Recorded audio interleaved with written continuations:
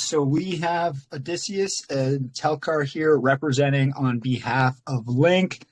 So thank you everybody who came out to this AMA on behalf of Caesars, as well as anybody who listens back when this gets uploaded to our YouTube channel.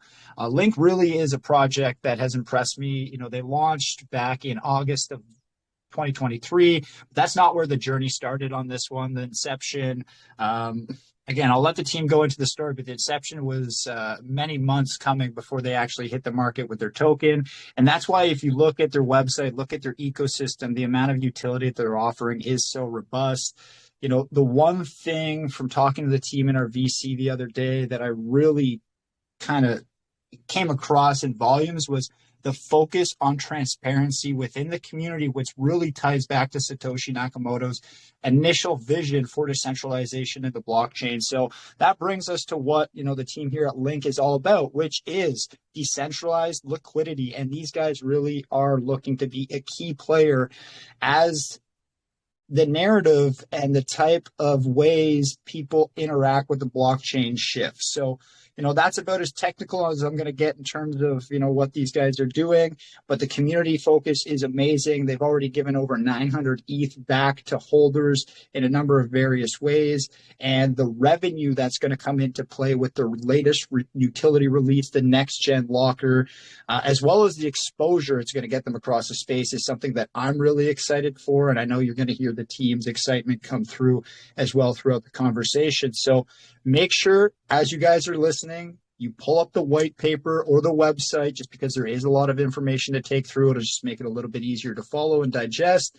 We'll save some questions for the end. Obviously, you guys know, send them through to Buck and he'll get them sent across for myself. But yeah, really impressed with what Linq's been building. You know, if you hear the name across the space, very positive brand positioning. And, you know, for me, they're very knowledgeable and they get the number side of the blockchain, which most people don't. So with that said, I will throw it over to the team. Odysseus, Telkar, thank you guys so much for joining us here on Caesars Calls, and appreciate the introductions you're about to drop. Awesome. Well, thanks so much for that complimentary introduction, and thanks for having us here today. So let's talk Linq. So first off, I'll give a little bit of an introduction on myself. I'm Odysseus, the CEO of Linq and one of the founders. We came... Oh, actually, you know what? Before I go on to Linq, I'll tell you a little bit more about myself. So I have been in DeFi since basically in 2016. I got into the 2017 bull market and got absolutely wrecked just playing around, having some fun. You know, back then I was more interested on a theoretical level on what crypto meant and just loved the initial philosophy around, you know, Ethereum, Bitcoin, and what it can do to empower the average, you know, working man and everything like that. So I didn't invest too heavy in 2017, luckily, because it was a little bit of a mess. So I took a small break from investing in crypto right after then, but was into just normal Web 2 development. But I got reeled back in 2021 when everything started to cook up again. I went, oh, we might have something here. And right in about that time, I made the decision, I'm not just going to get in on an investment level. I want to go and play around with the development of cryptocurrency as well. So I like to stay behind the scenes as just a developer, just trying to figure things out, figure out what I liked. But I was underwhelmed with the utility that I was kind of making, just, you know, tokens with buybacks and burns and NFTs. I just wanted to make something truly unique. So after 2021, it was right in basically 2022. I'm like, you know what? I want to actually found my own project, but I wanted to make something cool, something innovative, something different that can push the space forward. It's always just kind of been how I have been. I get kind of bored easily if it's just a normal run-of-the-mill, something that someone else has already done. So that's when Linq started to come into focus for me and my founding partners, going, what can we do differently to make a lasting project? And our concept is SocialFi. And we went, okay, we want to do this amazing SocialFi app, empowering influencers and traders to have an easier user interface to work with. But we wanted a token with it. And we went, if we're breaking the mold with SocialFi, let's break the mold on tokenomics as well. What can we do? And we started thinking about this in May 2023. And it did take us right into August to actually develop the system that we did and be a first mover in decentralized liquidity. So we made our custom contract up to be able to distribute LP to holders. So just to describe quickly how that works, we do take a 6.6 buy and sell tax. 3% of that is taken and paired to make new LP tokens. And then we deposit that into our dividend tracker. So we made this dividend tracker because of the limitations of the ERC20 standard on tracking balances in users' wallets. You can do that off-chain easy enough. On-chain, it's a little bit more tricky. So we made this custom contract to be able to track users' balances and what percentage of the supply that they currently own, so that when we drop these LP tokens, and you can actually see in our Telegram channel, we've got a bot that streams that information, and it says new dividends added. When that bot goes off, if you hold like 1% of the supply of Linq, you know that you actually just received 1% of that LP that was just dropped that you can then claim through the Linq token. Now, because we did this innovative contract, our next step was pretty clear when the proof of concept of Linq token worked so unbelievably well. And just if you guys don't know the history of Linq and how well it did work, within 17 days of our inception, we reached a $40 million market cap. And right at that moment, we went, nobody currently can follow in our footsteps without forking our code, which a lot of companies did, but our code is hard to work with. Being the designer and everything like that, it was easy enough for us, but there are still limitations. So the natural next step for us was, let's bring this out to the rest of the world. Let's bring this out to cryptocurrency as a whole. And then we'll move on to SocialFi, because we had to follow this path to its completion, realizing how much people wanted decentralized liquidity, how well the model can work. That's where the LocQer was born in our minds, and we went, let's do this. Let's bring this so that anyone who has an ERC20 token can decentralize their liquidity without having to go through the kind of burdensome steps that we had to go through making custom contracts. So there's just a little short about me, a little short about Linq. If you've got some more questions before I kind of start digging in, I'll leave it open to maybe some questions.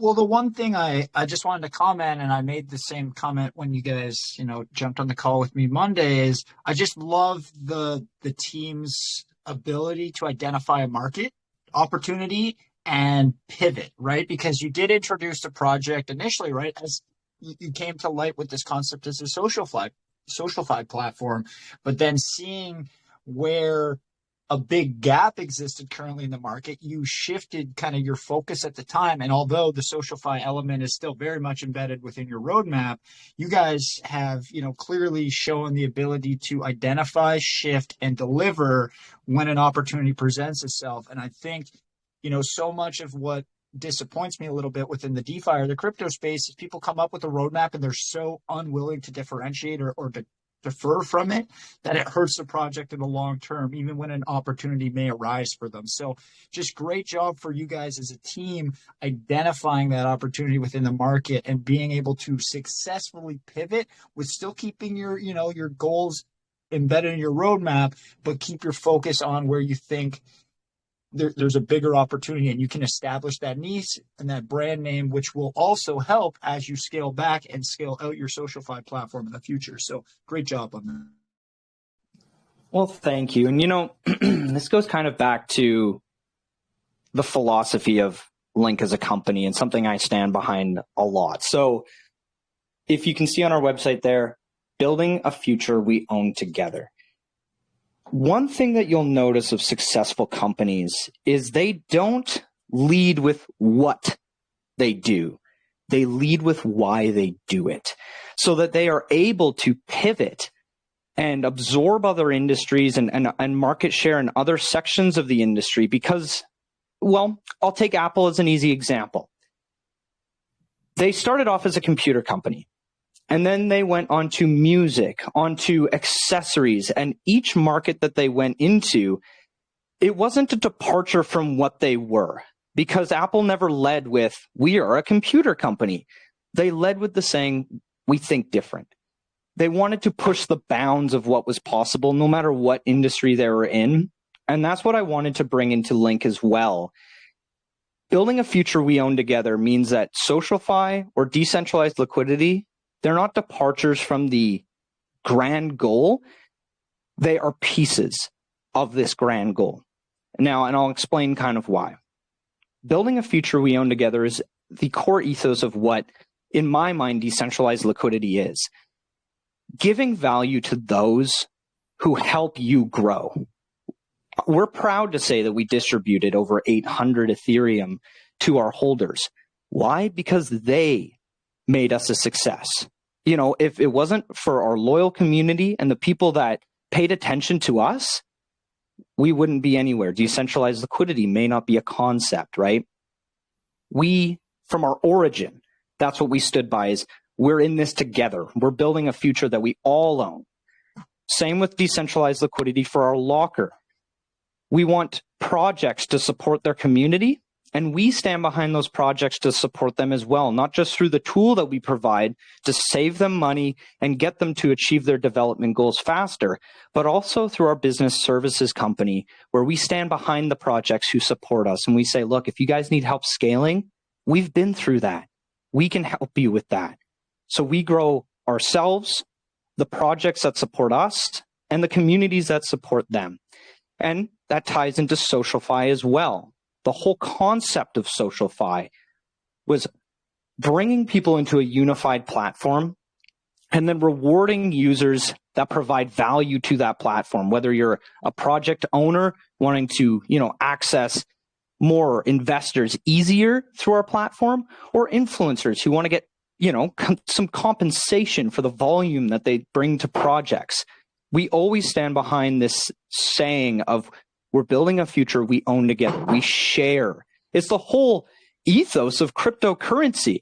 When we came up with DAOs and all of these different ways of building companies in different ways, that's what really excited me about cryptocurrency the most, was looking at the potential of building an organization in a completely different way than what we're used to today with these centralized entities.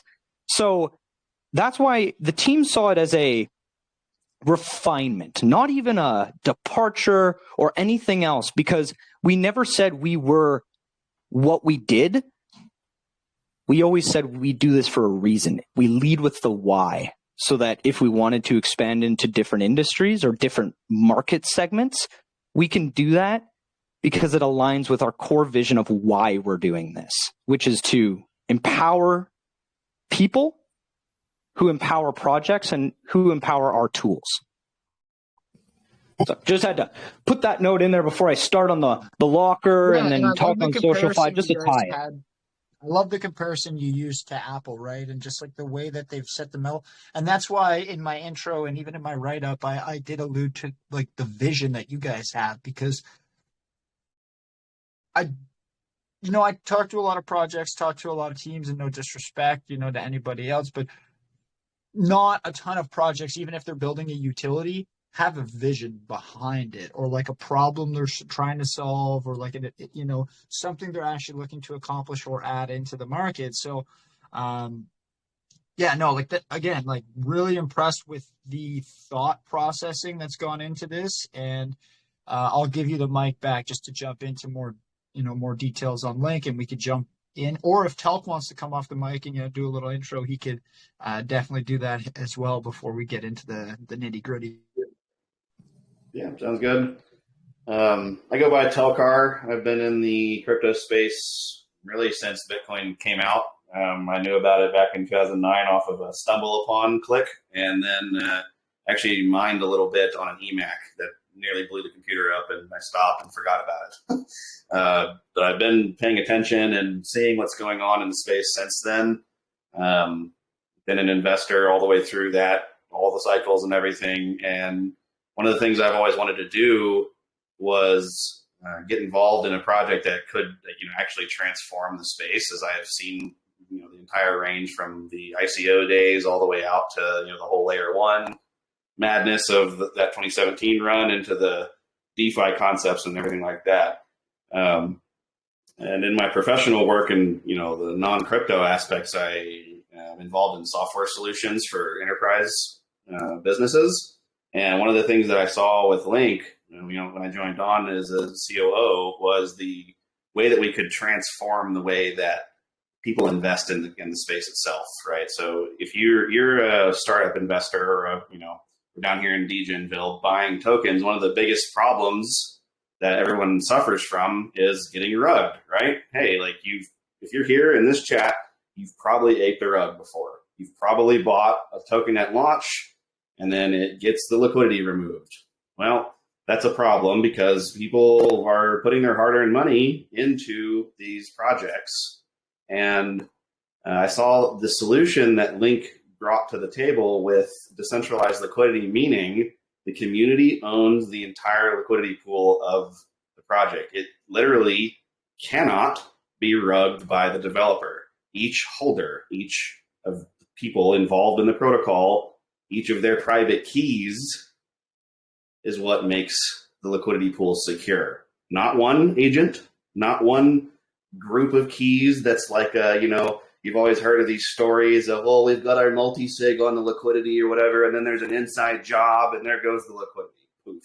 Oops. Nope, can't happen whenever it's decentralized, because the entire community of investors buys the token and then exposes themselves to the long-term swaps, as well as the initial distribution of that initial pool, then dictate the future of that trading market. I know a lot of people in the space don't really understand Uniswap V2 liquidity, and that's one of the things that we have set our sights on to try and help re-educate the space on, hey, you're sticking, lots of dollar bills into that Uniswap swap widget, but do you know how it works, right? Not many people do. They just kind of, hey, chart's going up, cool, neat, sell or buy, right? They don't know the machine behind it that they, as investors, can benefit from. And that's the really, really great thing about what Linq is doing is we're enabling a way of doing things in the space that benefits everyone, not just the project owners, not just, entrepreneurs. It also benefits holders as well, because you're being exposed to a financial asset with the liquidity tokens that make you part of a greater whole. You keep or make the decisions on if you, as a community member, want to, air quotes, rug the project. You can remove that liquidity if you want. And I wanted to get into some stats here because I think it's really important to show this stuff on chain. Linq is a by far miles ahead record holder on number of holders of liquidity tokens in the space. This is all on-chain proof. I can send these links later. You can come into our community and see them. This pie chart here is unique. We have so many different holders of the liquidity tokens itself that it's a true demonstration of decentralized liquidity. Some of these contracts here are like our dividend tracker, for example, or our staking pools, where you as a holder can get paid to lock liquidity whenever there's an incentive for it. Or you as a holder can also go and remove the liquidity. Linq has, 3,000 transactions that are technically on-chain rugs by everyone else's estimation. Every single project, if you see this action, this thing right here, remove liquidity F with permit supporting fee on token transfer, you just got rugged. But with Linq and this way of doing things, decentralized liquidity, that's just a holder taking a benefit from their reward. They're getting some tokens out of their liquidity position. They're removing some Linq and some ETH from the pool, topping up their Linq bag. Maybe they buy the chart with the other half of the tokens too. We won't get into the technical aspects of it, but I would challenge anyone to go find a project that has this many liquidity removal events and is still thriving with 500K plus liquidity, right? Link's market cap at 4 million right now. We've got a really thick liquidity ratio, and each of the holders of the token is responsible for that financial background, the backing of the token. I like showing off these numbers because it's very important, and having this many liquidity token holders makes us truly decentralized, because there's not one specific person who's responsible for it. It's not Odysseus, it's not myself, it's us collectively that decide the fate of this liquidity pool. And that's where I want to pass it back over to Odysseus to kind of bring up the why our tooling makes sense and why it enables project owners as well as communities to benefit in this same way, because they're being exposed to a rewards token. And everyone's going to say, well, that impermanent loss, we'll cover that. It's a rewards token. But I want to show why this way of doing things and using the swap taxes in this method has a really important benefit, like for the holders themselves. So back over to you, Odysseus. I think I covered the numbers pretty well. I don't want to overwhelm people's brains, but I think it's a good place to bring up our kind of like ecosystem plans. Great introduction, Talc. Really jumped in the numbers well. And yeah, if you haven't been rugged in crypto or even doing crypto, like honestly, right? So, I think what you've done there from what you touched on there when you said, if you see this function, like you got rugged, like now, are you going to be built just because? I know one of the things some of these bots and some of these utility tools are building in is like that early signal, or like those warning signs that a liquidity pull or something may be occurring. That's actually a funny point. So whenever we had our initial pool slightly locked because we were distributing it, the initial pairings were being sent out through the mechanism. And on the run up, we had like a really big dump one day, because there was a 24-hour timer that most of these sniper bots have, and they have auto-rug, anti-rug functions built into them. So there was like this big dump, and then the people bought back after they realized the bot like screwed them over, because they, it's like, hey, the liquidity is already decentralized mostly. There was just this one little tiny amount left over that we had locked for investor security on Unicrypt. You can see these transactions in the deployer wallet too. You can track the entire amount of initial liquidity being sent out from the pool creation out to all the holders at the time. The team hardly owns any of that remaining pool. There's hardly any left. It's been fully sent out. And then we'll get into like the mechanism of the LP ads on, how that amount is not even a significant number of the total anymore. But we had some people with automation, trading bot, Maestro or otherwise, right, that they actually accidentally sold because that 24-hour liquidity warning, I guess, came across from Unicrypt, and their bot auto sold to their chagrin, I think. So yeah, this is a transformative idea in the space, right? So like, how does a bot judge a sufficiently decentralized liquidity pool, for example? These are all tools and like business development outreach things that we would want to encourage trading assistance tools to look for. Some type of scoring mechanism, for example, like, hey, this liquidity pool is sufficiently decentralized. Ignore the remove liquidity functions. It's part of the tech, right? Don't panic because the whole pool is going to get rubbed, right? So yeah, that's a good point to bring up, and it's kind of a sad circumstance for some of these guys that did use a buy assist, and then they had a really bad position on the next leg of the run because they had to rebuy it after they realized their bot sold out from under them. So. No, again, I think just because of the nature of what you're doing, you have a unique position in the market where, you guys could really be like a leader, educating people and maybe helping to tool and cater the bots to a decentralized versus a centralized liquidity pool. So, there's so many existing tools that are out there where if you guys can take your expertise to make it better and add value, like you're not going to have to spend a ton of money but you can still get the exposure to Linq through existing utilities out there, collaborations, partnerships, and stuff. And I mean, I just think with how useful your concept is, it translates to a lot of different things. So again, there's going to be a lot of positives coming back from me throughout the AMA, but I think you guys definitely have earned that. And that discussion we had Monday clearly showed you knew what you were talking about. And yeah, so for me, I'll throw it back to Odysseus, and I know he wanted to jump into something else. I have two questions I'll put on hold until after that because I don't want to get too off topic too early. For sure. So first off, I usually like to cover kind of the three pillars. I like to compartmentalize my brain.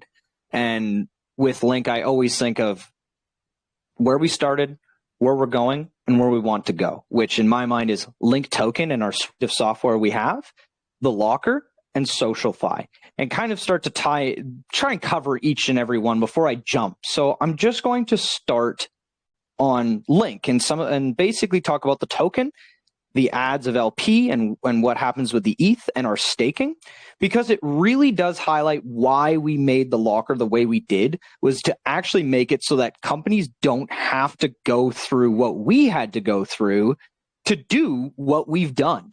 And we can do it for a simple price of like $1,000, where we have spent lots of time and a good amount of the treasury to do these innovative things.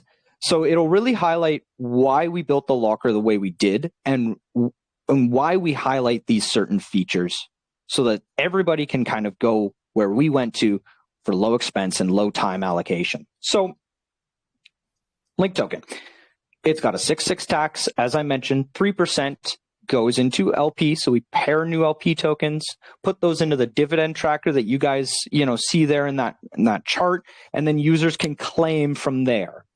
Right? The other 3% is taken and deposited into our treasury. Our treasury is the same address as the deployer, so very easy for you guys to see the health of our treasury. What we do with that other 3% is, from the very inception, we went, okay, there is a potential of failure in the model. What if people lose confidence and pull all the liquidity? Or they don't lose confidence, they just kind of get a little greedy. And we can't function as a company because we have no liquidity. So we knew right at the beginning, let's do a staking contract where people can stake their LP. We'll take that Ethereum that we get and we'll kind of use some for development, 50% kind of being the max that we had allocated. We aren't even kind of using that much. And then we'll take the other part and put it as ETH staking rewards for staking LP. Well, when we went through that, we really realized that people treat LP very differently than what we first thought they might do. And this is because of this poor understanding of what LP tokens are. We're kind of, not to tout our own horn, but we're kind of brainiacs over here being like, oh, everyone's going to be able to remove LP. We did not think that so many users would be like, what is an LP token? Because for us, we were so familiar with Uniswap v2, we kind of had this overconfidence of people are going to pull LP. That's not what happened. When we dropped from our all-time high, people sold the token. They did not pull LP, which led to us having an incredible LP to market cap ratio. So at that point, we went, we need to add just something a little different to the model. What we need to do is make a new staking contract where we can pivot our incentives. Sometimes we can put more yield on staking LP tokens. Other times we could put more incentive on staking Linq token, thus taking available supply off the market to be locked and giving them a nice ETH return for staking. And I believe right now it's sitting at 80 or 100% APR for staking Linq. It's an actually incredible yield. And we can try and pivot incentive to try to guide the chart in a way that will work for the project.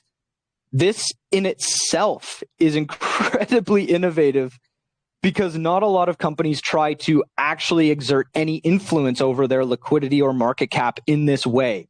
So that's the model as it is right now, with our staking contract where you can stake either Linq, or LP and earn a yield, a varying yield on one or the other. And this depends on where we want to shift incentives. So right now, all the APR is stacked on Linq so that we can hopefully thin out our liquidity pool a little bit to encourage easier price action. And if you line that up with bullish catalysts, according to our kind of plan here, it should work where the positive price action, we're increasing the odds of that. We always try and shift on an incentive structure. And this is what we want to promote to other companies as well, is I was always really frustrated when I'd go to stake a token and they're like, yeah, you can lock this for 100 days, 200 days, or 300 days and earn your APR. They're leading with the stick, not the carrot. And I was always frustrated going, that doesn't work. It's unfair for the investor. And I have never seen it work. If the company is doomed, the company is doomed. Locking people doesn't work. Incentivizing, now that might work. So that's our model, how it is right now. This bleeds into why we made the LocQer the way we did, because when you deploy your own LocQer as a project owner, you can decentralize your LP using it. So I don't want to cut you off, Odysseus, but I just wanted to have you touch on what you guys have been able to get your LP ratio to during this, because you guys have been quite successful. I think it was around 22% when you first made this incentive-based change, and I believe you guys said it was around 12 to 14 the last time in that ballpark. Yeah, Tell, do you know the actual dollar value? I believe it thinned out by like $70,000 or something like that. Like, I believe since we shifted the LP incentive, we've reduced the amount of LP tokens in existence by about 18%. So, that's a snapshot number on the dollar value, of course, but the micro rug, or whatever you want to call it, has brought the liquidity thickness down, as well as when buying pressure comes in, it creates that ratio at something right around like 12 to 13% at the moment, where it was at like 22% for like almost 3 months, I think. So. Yeah, and what happens too that's still quite healthy as well. I mean, you see a lot of tokens these days launch, and we've seen them like less than 1% on some of these big high cap projects, and it makes sense why, but you guys are still at a great ratio. I say, 10% is kind of like that sweet spot. So you're getting down to there. And yeah, the taxes and the way that you guys have shifted the incentive have really worked. So great job. And back to you, Odysseus. Oh, thank you. Thank you. And one thing that's an important note that Tell always likes to point out too, as the market cap grows, that liquidity ratio actually comes into a healthier balance organically just through price growth. So that's where we're looking at it right now.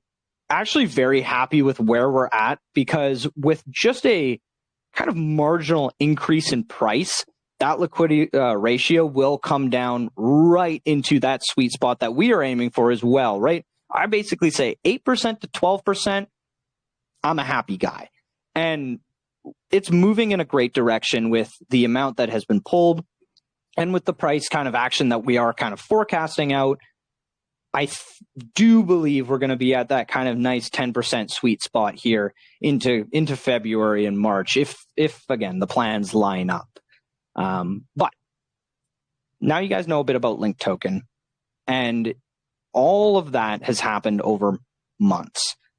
What we aim for the LocQer is for a project to be able to do this in, days, hours, weeks.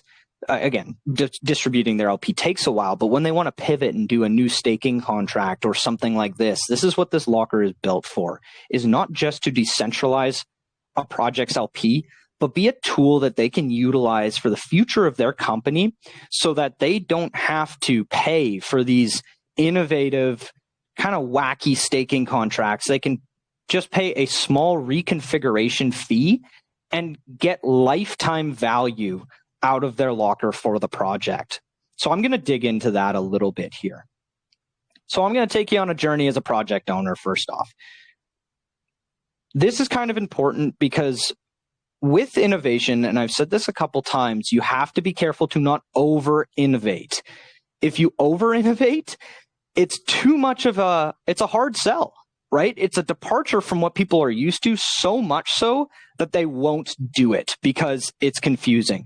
So what we wanted to do was slide in to the normal development process of a developer right into a spot where they're used to doing it, which is their LP locking. And then from there, show them the versatility of the tool to catch them for the rest of that journey through the project's lifespan. So how it goes as a project owner, they code their nice ERC20 contract, they deploy it on Remix or Hard Hat, whatever tool they like to get their total supply. They grab their Ethereum, go to Uniswap as they normally do to add their liquidity, and that's when our part kicks in. Instead of going to Unicrypt to go unlocked, or Team Finance, or I believe Pink Sale or whatever, come to the Linq LocQer. And what you do is you grab your LP, mint your new LocQer. So each LocQer is a standalone unit as well, which helps for just, I think, investor security. Instead of having a central pool of funds, these will all be individual silos just to encourage safety. If one project had a problem or something happened, at least it's an isolated scenario that we can help troubleshoot on, not some type of global problem with the LocQer software. So they mint their LocQer, deposit their LP tokens, and then they set the token that they want users to deposit to earn yield. So say you've got your project, you got some little Pepe 2.0 or something. What the project owner would do is deposit their Pepe 2.0 LP, and then they'd set the deposit token as Pepe 2.0, making it so that when they activate their LocQer, users can take their Pepe 2.0 token that they just bought and deposit it into the LocQer to then earn yield. These tokens are inaccessible to the project owner. They are only accessible by you, the depositor. And I'm going to get on to kind of how that works as well. So the project owner deposits their LP, and then instead of setting a lock period, they set a distribution timeline. So we probably think this is going to be around 3-6 months or a year for the average distribution cycle. Users, project owners can pick whatever date on the calendar they want, but that's kind of what we expect the average term to be. And once they set that distribution timeline, the token to be deposited, and they put their LP in, they activate and then wait for users to go and deposit. So this is where the user kind of story picks up. You buy your Pepe 2.0, and then you deposit it into that LocQer, and you can earn the LP for that project and harvest, like pull it out at any time, or you can pick to compound that to buy more Pepe 2.0, and you can even liquidate your Pepe 2.0 directly from the LocQer. So you don't need to pull it out, because we know with meme coins or just any token, sometimes you got to act fast. We wanted to make it so that users felt like they weren't staking. They still had that level of control they're used to, as if the tokens were still in their wallet. And further to that point, when a user deposits their tokens, what they actually get is a certificate of deposit in their wallet. This is an ERC 721 contract, an NFT, as we all know them today. So you kind of have this certificate of deposit, this receipt that is in your wallet to make it so that you feel like, again, you've got your holdings and you have full accessibility on them when you wish. Now, the power of this also goes that much further, because when you get this certificate of deposit, you can now list that NFT on any major marketplace, unlocking OTC functionality. So for a project owner, it's a nice added benefit where they can decentralize their LP, lock a lot of their total supply in the LocQer, making potentially sell pressure a little less, and unlock their own OTC market right when they do this. So that if they have a whale in the project, they can, maybe open up a whale chat or something like that, and that user can then sell their NFT on any NFT marketplace in a safe manner. So that's the basic concept, the premier use case on how this technology can be used.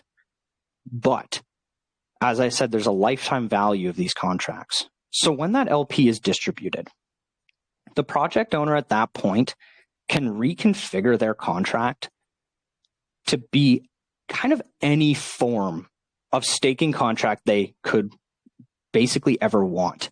Because when we were building, a light bulb moment kind of came on where we went, okay, this can distribute any ERC20 token, because that's what an LP token is. It's just a normal plain Jane ERC20 token.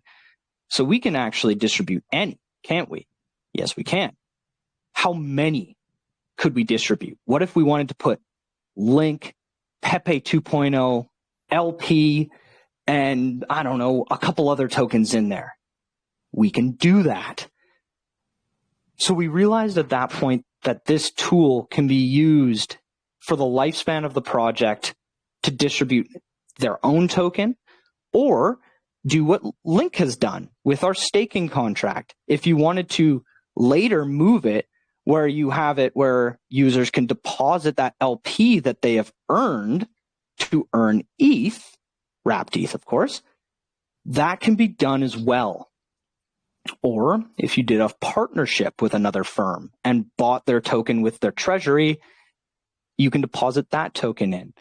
So it starts as an LP locker to decentralize your LP, but after that, the project owner can use it as any other staking contract so that they can reconfigure this to do more interesting use cases as they build their premier utility.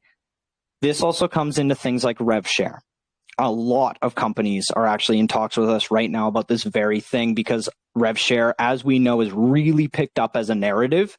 And this tool is specifically built for things like decentralizing LP and rev share, where you can get your users to deposit. And then when you want to distribute revenue from your company, all you have to do is deposit more tokens in on the distribution cycle. So I'm going to stop here at the moment because I literally just went over like 5 different things the LocQer does. And I know there might be some questions. So I'm going to pause here and maybe have a little question and answer or something like that if there are some on the LocQer software. Yeah, super useful tech for sure. Now, we mentioned kind of, you brought it up earlier in the AMA, and I agree. You guys had stated you're a little overconfident in the knowledge base and people's ability to kind of utilize some of these things or just understand basic liquidity pairing principles. And I'll even take it one step further. Like when I started in 2021, there wasn't as much of a focus on like education and stuff like that. So even making people understand, well, if like the price of BNB goes down 10% and you're a BNB based token, your liquidity or your market cap is probably going to drop based on that, sliding scale based on that. So, that even to some people is a bit of a stretch. So I think that the concept is super easy to use. Now, I wanted to go more into the onboarding. So what are you guys doing to help people understand, help these project owners who would utilize and get themselves set up within your lockers?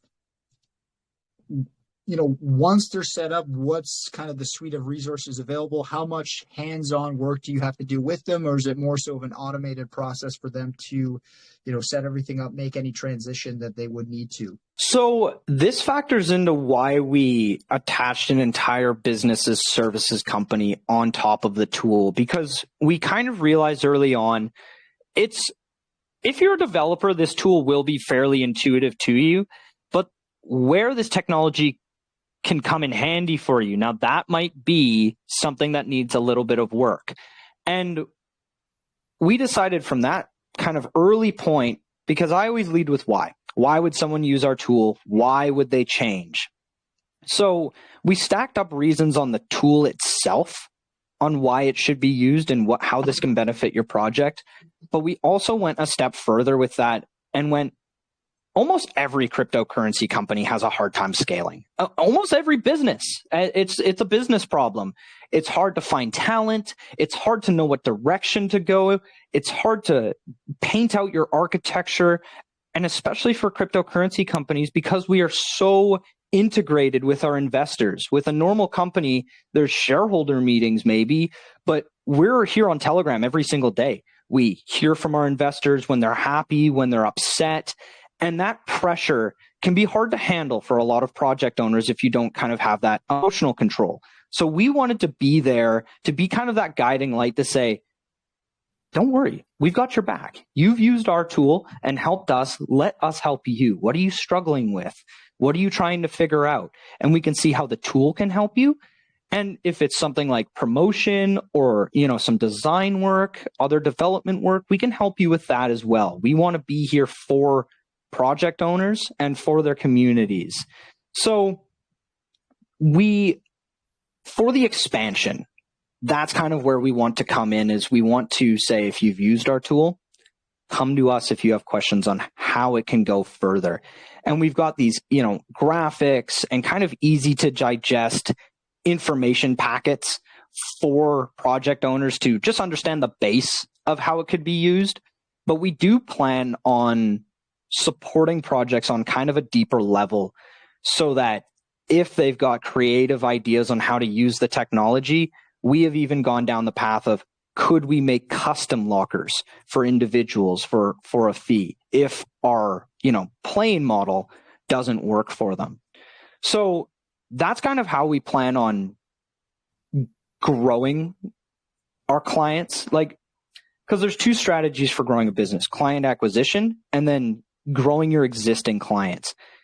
I have been raised as an entrepreneur, and I know that it is a lot easier to grow the value of your existing clientele as opposed to getting new clients. There's a cost to getting new clients. There's that onboarding process. If you have a client already, grow that business, and that's how you'll be successful. So we've put a lot of focus on making sure that we're there for the projects that use our technology to grow their business and, grow our revenues along with them. If that helps answer the question. It does. And I did have another follow-up there for you. Now, the way that you guys are going to compete, because, you mentioned a couple of different projects. You guys obviously have the unique opportunity of, like you said, not only being a locker, but being a functioning staking contract once it's set up in transition. But the decentralized aspect, I think, of what you guys are doing is also might be one other provider out there that's more of a decentralized focus that I'm aware of. But again, most are kind of in the realm of the centralized aspect or linked to the larger entities. So yeah, I think just you guys have a big opportunity from a competitive standpoint to really grow. Now, what kind of, sorry, I just had a couple of questions. I'm just in between a few different. No worries. I'll add a small point onto there too that kind of goes back to our we lead with why. We lead with decentralized liquidity. But what I want people to know this tool as is something that can expand their creative capacity.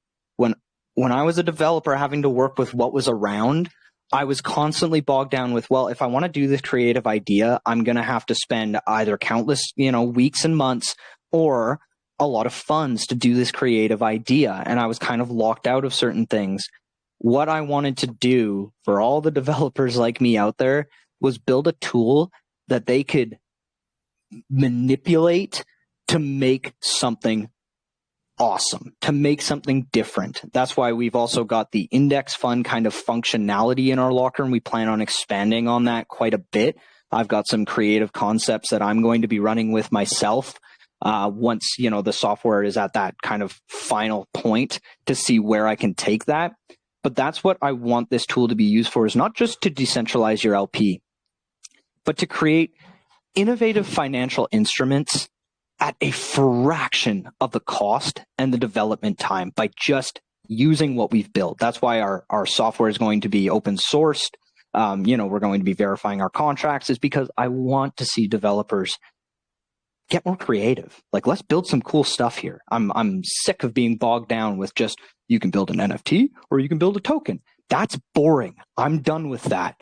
We wanted to build a tool to help developers be more creative and we'll pay for that. So that's just to put that. I don't see anyone more or less as a competitor. Well, I see that's kind of where I was going with my question. Was like, I was trying to figure out how to phase it because like there's competitors, but they're not really competitors because your differentiation factor is pretty clear cut, and they don't really do what you guys do, and they're not set up in the way that you are. So I guess maybe more from a market standpoint, because you guys do obviously do a lot of research when it comes to market analysis. What types of numbers are you seeing when it comes to these liquidity lockers? What types of volumes? Like what are some of the TVLs you guys are seeing or within some of these larger players, although not directly competitors in a sense? You know, we always look at liquidity lockers as our main competition. It's the way it is, right? You got to see, okay, what's your number one competitor? Well, it's got to be something like Unicrypt or Team Finance, because in the end of the day, it is a liquidity locking solution. But other competitors, I'll make a small shout out to one that has caught my eye as something close to what our technology is expanding towards, just a little different. And this is awesome. I'll give the name first. Peas token. I think you've seen. It's probably trending on DEX tools now. They've had unbelievable market success, which a lot of users were like, is this a bad thing? I'm like, no, this is a fantastic thing. People are getting more creative with their financial instruments, and people are using these to make more money. This is great. But a main competitor, I would say, is still, again, Unicrypt or Team Finance, just because we lead with liquidity locking, right? So we look at their TVLs and go, those are the numbers we need to reach, a couple $100 million for liquidity locks. But with the expansion of our tech, I think there's another one with, that's the thing. It's very hard to paint a competitor because we don't really, a lot of the different use cases and utilities we have. I thought I was struggling with my question a little bit. I'm like, how do I phrase this one? Well, it's hard because a lot of these markets, we're even making partnerships with companies where we have a similar offering, and they're like, your offering is very similar to ours. I'm like, yeah, but it's completely different, and we're not going after that market share. We are going after liquidity solutions. It's just that the expansion on this technology, there's a lot of areas we can expand into. So it's hard to pick a pure competitor because of just how versatile our technology has become. And I was even saying this about, a different topic, how I want to maybe start and do something within the space for myself, but do it in a way that doesn't, I can work alongside the channel here, still do everything I do here, but just add a little bit more value, a little bit of a different offering, right? And I think the way that you guys are set up, like it's unique because yes, it may be seen as a form of competition, but it's also, if adopted properly by those quote unquote competitors, will allow them to potentially get to new heights. So it's, the thing I'm always talking about here in crypto is you guys are uniquely positioned, with your tech and with your concept to add a mutual benefit to even projects that are potentially on that borderline of a competitor. So from a scaling standpoint, there's not a lot of reason for people once, like if they need your service, there's not a lot of reason for people to not want to go with you guys because you can add value to even those kind of in the liquidity field, but they're not doing it the same way. So yeah, it's really unique, man. Like it's tough to put it into words really, because I haven't seen anything like it. And that's kind of why it makes me excited, because I've interviewed 1,000+ projects and there's a lot of, overlap and, similar copy and paste style feels. And this one definitely is very outside the traditional scope, and it's exciting. It's what excites me as well about it is we stand by our ethos of building a future we own together. We would support a company that is in direct competition with us. We'd be there basically to support them because they'd be like, hey, I want to decentralize my liquidity through you guys. I want to do rev share with you. And can you help me scale my business?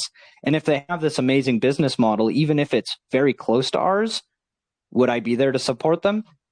Hell yes, because we want to build a brighter future for crypto. It's the entire point. If you start locking people out because they're your kind of quote unquote competition, you're not really going by your ethos. Now, are you? So that's what makes me incredibly happy about the technology is we can integrate with everyone. I just want to see more innovative ideas. And if we can help with those come to light, let's do it.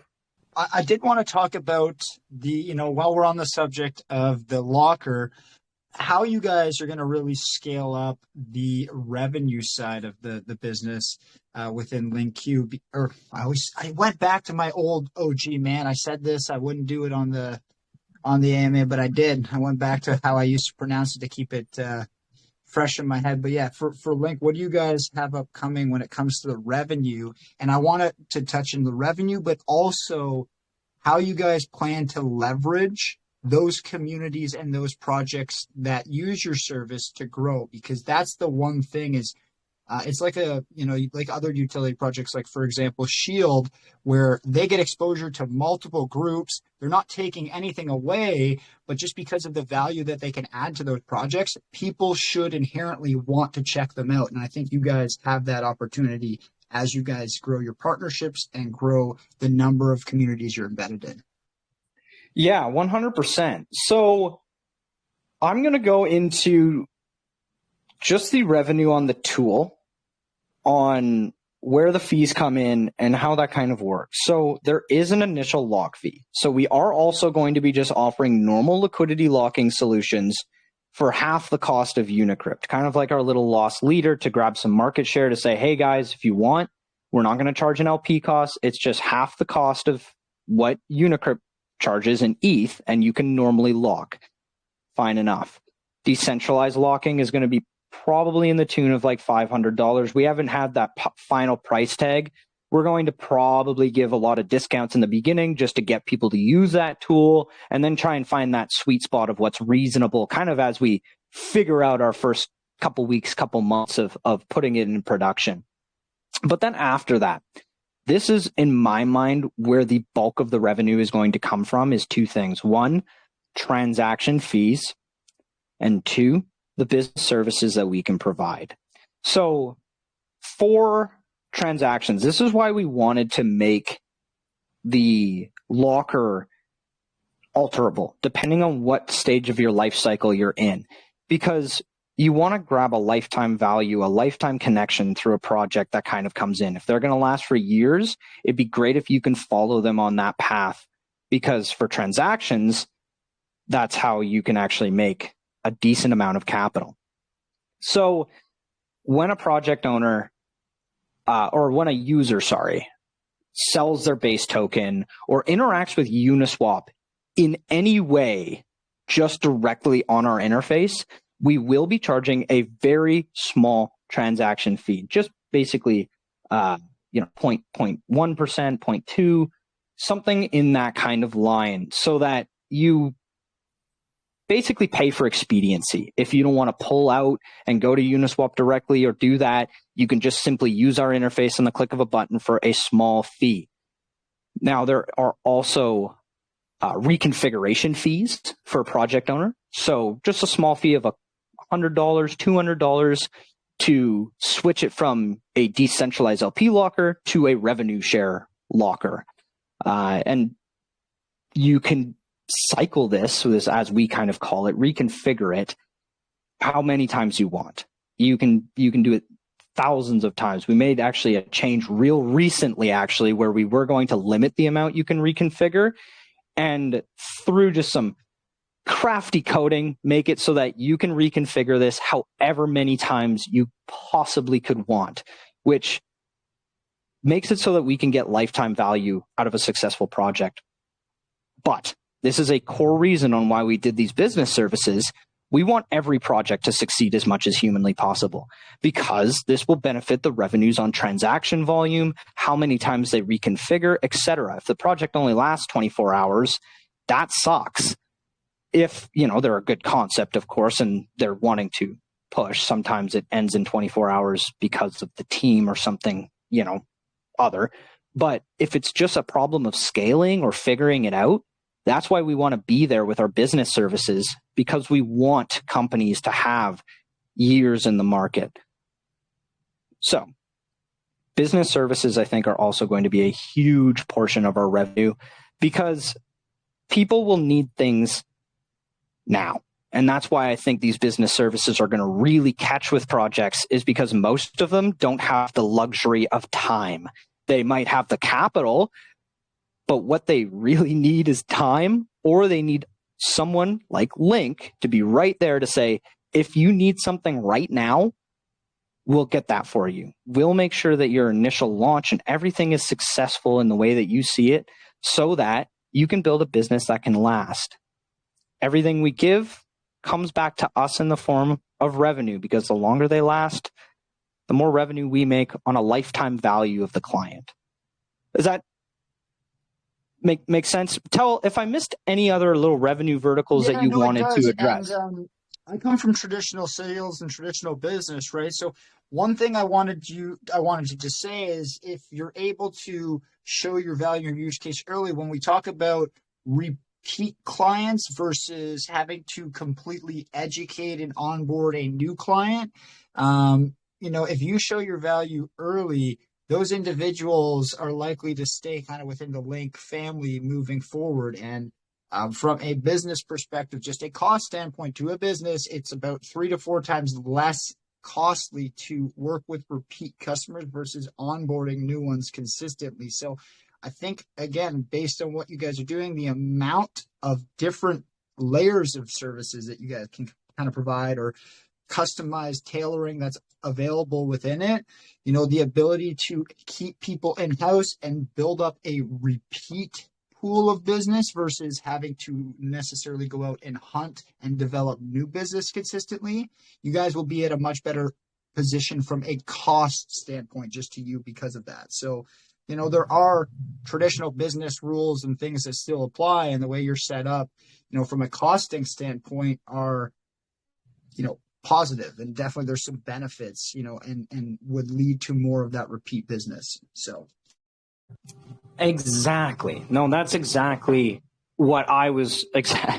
You hit the nail right on the head. I was trained on that exact thought of grow your existing clientele. And that's why we've put so much thought into making sure that the tool itself, and then what we can provide on top of that, is targeted towards growing existing clients, and making sure that the tool is flexible enough to grow with whatever company that we're supporting. And the whole way along the way, say, look, we have gone through all the stuff you're going through. If you need help, come to us. We're right here for you. Easy to access, vetted resources that we've spent a lot of time gathering together just for you, for us, for you. So come on over and grow. We'll help you grow. We'll all grow together. We'll build a future we own together. That's the way to do it, I think. Now, I did want to spend some time going into your vesting schedules, because this was something we went into a little bit of detail on in our call. And you said how did you phrase it on Monday? The way that you guys are hoping to educate people about how a vesting schedule can be properly set up to benefit not only those who jump in early, but those who jump in later, was something that I really wanted to go into during the AMA, because I stopped buying private sales just personally because I just kept getting wrecked on vesting. Like, you see a project pump really hard the first couple of days, you believe in it, you get in early, you're not able to see any returns until a month or 3 months or whatever it is. Yet people who buy it on launch are able to dump at a 5x, and then you get your bag and it's at 60% down maybe. So that is a fantastic point. Oh, yeah. Sorry to interrupt. My example, I'll transition it to you there. That is awesome. Thank you so much, actually, for bringing that up. Now, this is where it gets a little complicated. It's why sometimes I don't quite mention it. Because it was just one of those other crazy innovations that came up as we were building, and then we realized what we can do with this. So as you mentioned, Maurice, with vesting, private sales, all of that, we always stay away from projects like that because we're scared of the pre-salers dumping on us. The Linq LocQer does fix this for teams and for private sale investors. So another innovative thing you can do as a project owner, I'm going to take it from the team perspective. The team they want 30% of the supply. They don't want to be basically sacrifice potentially some initial launch excitement by having 30% just sitting there as investors are growing worried, when is that going to start leaking out? We fix that by unlocking this functionality in the LocQer that we really need a name for it. We've called it blank shares. We've called it virtual shares. We kind of keep dancing around, but it's a very complex kind of mechanism. But what a project owner can do is they can go in and open their LocQer. And then instead of wanting to distribute LP, they can choose to distribute the protocol token. So we'll go back to our little Pepe 2.0. The Pepe 2.0 team, there's 8 of them. They want to keep 30% of the supply for themselves. They want to vest it for 2 years so that investors are, comfortable knowing, look, we're not going to mess around here. We want to show that this is going to be around for 2 years. So what one of the team members can do is go open up a LocQer and then set the distribution token as Pepe 2.0. And then with a simple click on the interface, they can go, no one's going to deposit tokens to mint these positions. They are going to be virtual shares, which means essentially the project owner, after doing that, can go in and mint for just the cost of minting 8 certificates of deposit, which will distribute this Pepe 2.0 token over the vesting schedule of 2 years. So it's the same kind of flow for distributing your LP where you pick, I want to distribute this over 3 months.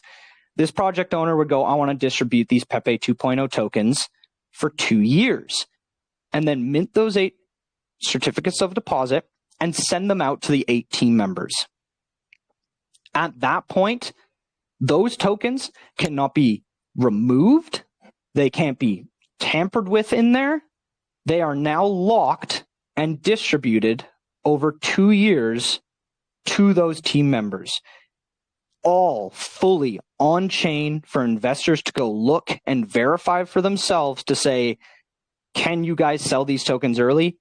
No. You can also do this if you did a pre-sale. That you can do it privately, or you can make these users. So I'm going to pick on little Pepe 2.0 again.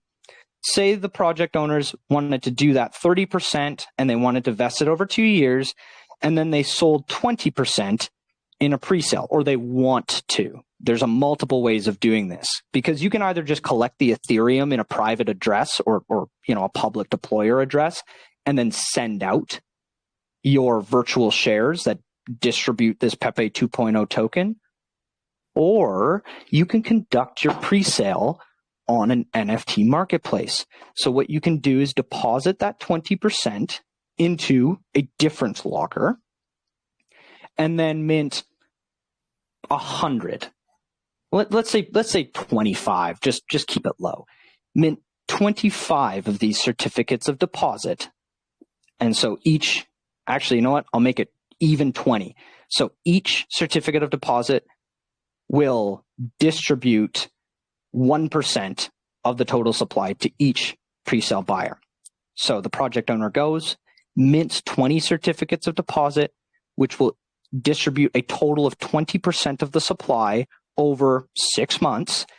And then the project owner can go and list these NFTs on any major NFT marketplace for sale, thus collecting all the pre-sale funds in the form of Ethereum, because it's just a normal sell on OpenSea if you guys are used to that. And then those tokens bought in the pre-sale are vested on the distribution cycle that project owner picks, say, again, 3 to 6 months. And then with that pre-sale done, they can take that Ethereum, deposit the initial LP, open up their decentralized LP LocQer for their Pepe 2.0, launch the project, like activate trading, and boom. Now you're not scared of the team vested tokens being dumped because they're being distributed over 2 years. You're not scared of the other 20% in the pre-sale being dumped because they're vested for 3 to 6 months.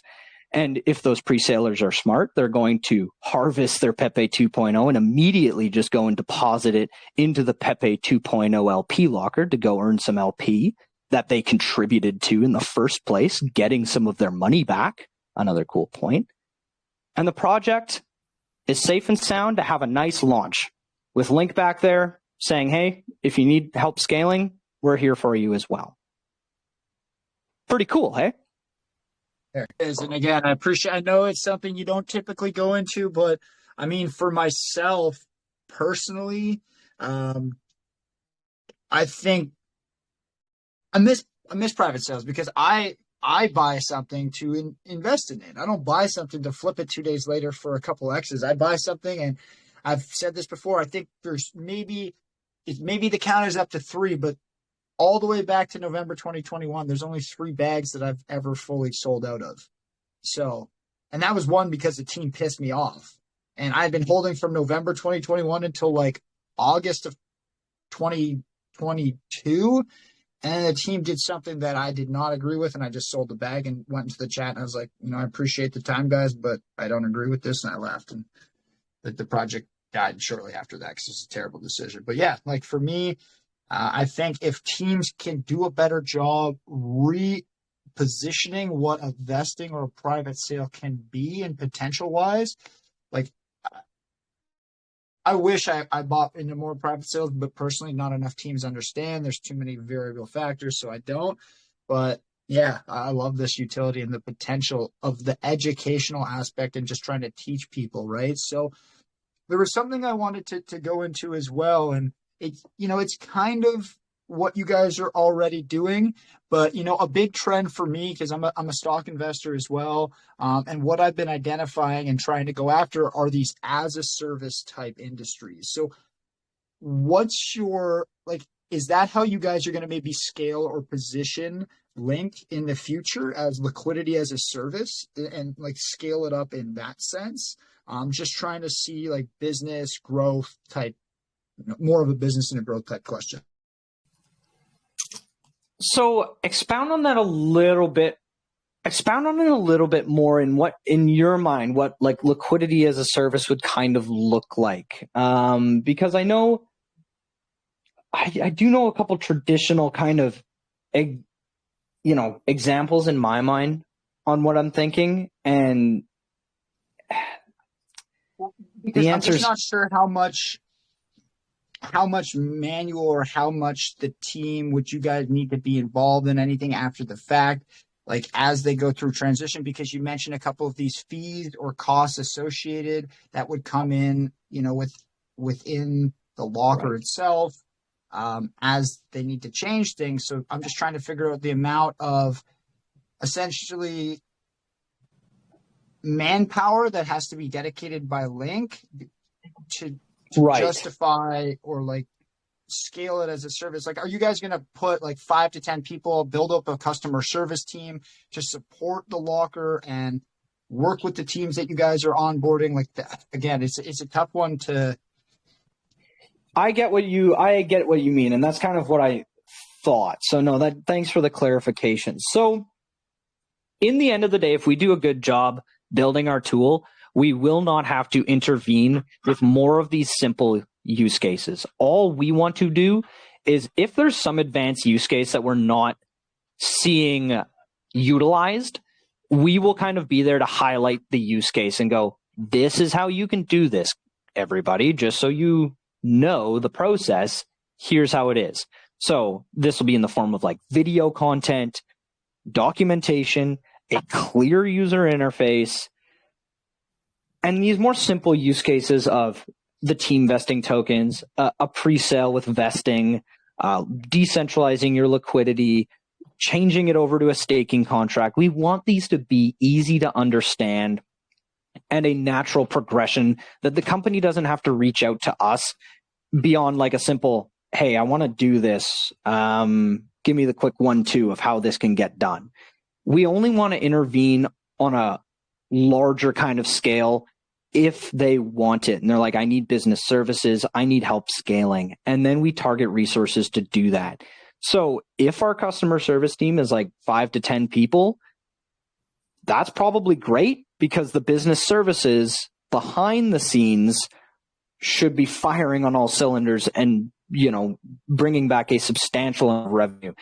If that's not the case, we are doing our job wrong on education of the tool. And then I would target resources to basically build further education on the tool. I don't want to have it where it's very non-intuitive, decentralizing your liquidity, changing it over to a staking contract or vesting or some of these more premier use cases. I want that to be simple. And if it's not, the resources will be targeted to make it simple. But if the business services are really firing and that's why we need this big customer support department, perfect. That's great. So if that kind of answers your questions, I do want the tool to be a standalone service for a lot of our clients, unless they want further support, in which case the narrative changes a little bit and we get further integrated with the project. Yeah, and there was a point in my question, right? Because as it becomes more almost centralized in a way that it's the customer support and there's like it's acting as an entity versus kind of like how it's more community focused on the decentralized world. There's not as many. Yeah. So no, I think that that makes sense. And, for me, it's just kind of, I think also branding wise, liquidity as a service or something, it would just give you guys a little bit potentially of another way to push into the larger masses, like the normies, right? That are used to those types of terminologies, maybe in the stock market or traditional forms of investing, and it maybe hasn't transitioned yet into crypto per se. So, no, I think that's I wanted to bring up one of these kind of like thinking, how do the holders benefit, right? How do the people of the space really get involved in this? And one of the technologies that we're planning on implementing is kind of an OTC market streaming service where you'll be in subscribe to a Telegram channel that's going to have different OTC listings posted. You can buy them right there if the opportunity looks good, right? Okay, you can set up a thing and go in and click, doing one-click buy kind of stuff, load a little bot up with the ETH or whatever, and then if you like the spread on the OTC, that kind of stuff, little information snippets like that, creating better liquidity opportunities as well as making it so that holders kind of, are able to get involved in projects in the kind of alternative way, playing the arbitrage, right? And that's an opportunity I think is very hard to do in this the DEX space currently because there's just not great options contracts concepts out there. And what this system enables is the ability for people to buy locked positions that are earning rate, whatever it is. It may be native token, it may be Ether or whatever, with a future unlock date at OTC, right? So you can trade it. You could say, hey, I'm just paying an ETH directly for that position. It unlocks in 30 days. Maybe it's an LP position, right? Or maybe it's a protocol token that's unlocking at some point in time. Or maybe it was like those vested positions, like what Odie was talking about before, where they acquire that from somebody else that's looking to exit the project or whatever, right? So this type of streaming system like that on TG, where you can get in and, hey, new OTC deal posted, pop right there. You can snipe it if you want to right now. So you can set up a config for you possibly to where it shows you the different, hey, only show me,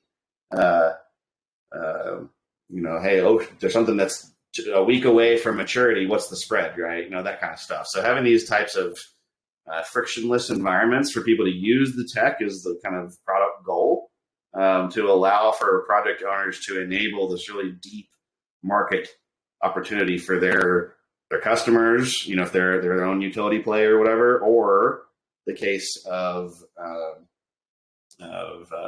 more revenue because they can offer these little positions and then make money on that, right? So that's the kind of like initial steps, and then like the as a service stuff would come as the kind of adoption hits, right? We'd have a threshold of how many people we would want using the technology and the tool set. Once it becomes like a true adoption phase, then we can say, look at all these other case examples. Like, hey, we've got 15, 20, 25, 30, 100 people that have used this system. Maybe they've all decentralized their liquidity at that point. You should too. We have a mechanism or a way of easily getting involved in that. And then sure, maybe there's a heavier fee rate for such a low effort on the half of the investor community to get kind of exposed to potentially all of that stuff, right? So yeah, it's definitely on our mind to kind of expand this out to being an industrial tool for the space. So I just wanted to bring that up. Great. I love that. And you know, we didn't even touch on it when you were going through some of the you know, the information that you give people, and essentially like, you know, letting people know, hey, you know, unfortunately that this project just got rugged, and obviously that the value here is trying to eliminate the risk of, you know, rug pulls within the space. But I wanted to go to the other side of that equation, which is the sentiment side, because what that allows you to do with the trust factor is, well, if somebody now sees that, oh shit, this team is utilizing Linq's LocQer, like that can start to be, over time, as you guys establish the brand, a bullish sentiment for projects, right? And that in and of itself is a phenomenal tool for marketing and really helps with that organic kind of word of mouth community focus that you guys really push over there. So wanted to just touch on that where we're kind of on a similar subject. Yeah, I think a really fun one to think about with that concept is the idea of a kind of a Linq hub index token that earns all of the new projects that come in, right? So it's like, hey, you're exposed to this thing that's earning all these partners. They're coming in and maybe they're supplying the hub a certain percentage of their, you know, their token, and then those kind of redistribute out across the entire network, creating holders naturally, right? Because that's a really powerful tool to have that kind of connection between when you have a utility like this that allows people who are interested in accessing that network. It's not only a social network, but it's also a financial network.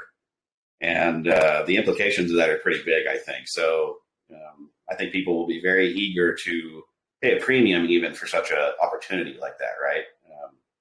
And I think that type of marketing is a very powerful way of establishing a precedent and a standard in the space.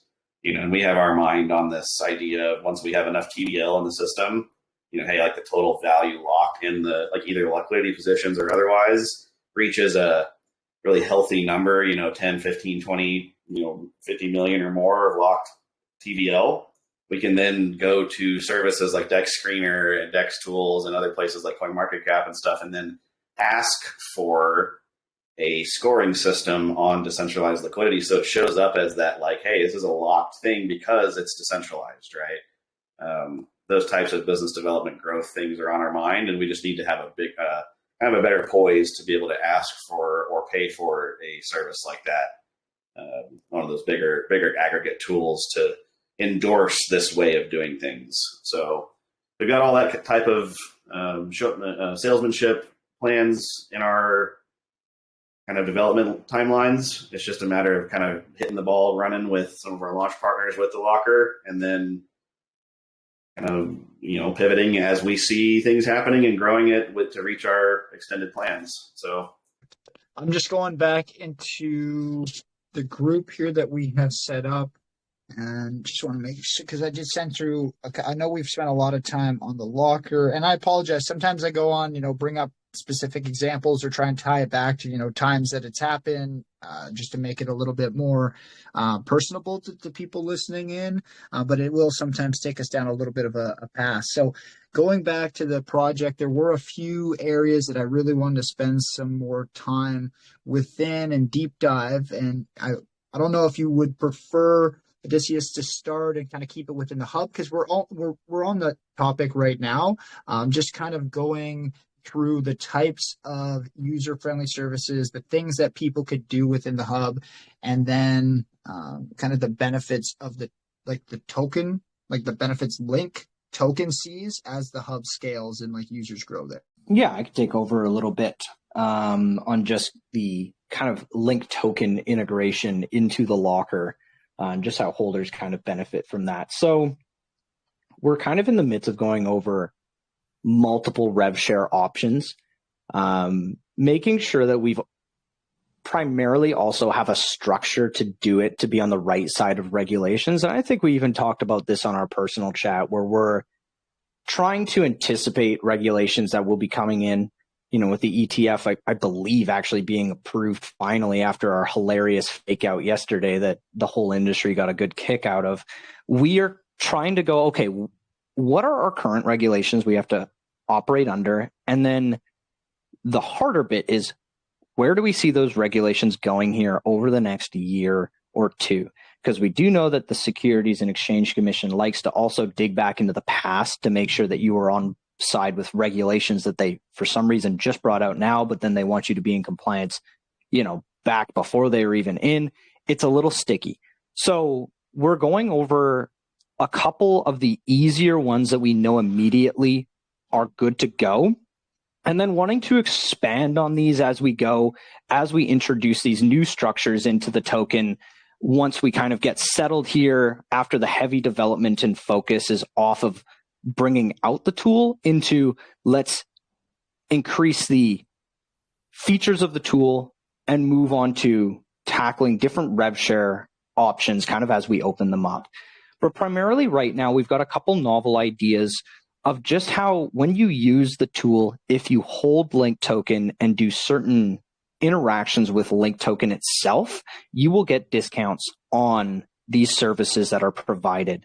So we're looking at kind of known competitors like DEX tools. Well, I say competitors, it's a little far reaching on how we're going to compete with them in the future, but I still look at them and go, these are some nice concepts that are already around and being used in the industry that are working to great effect.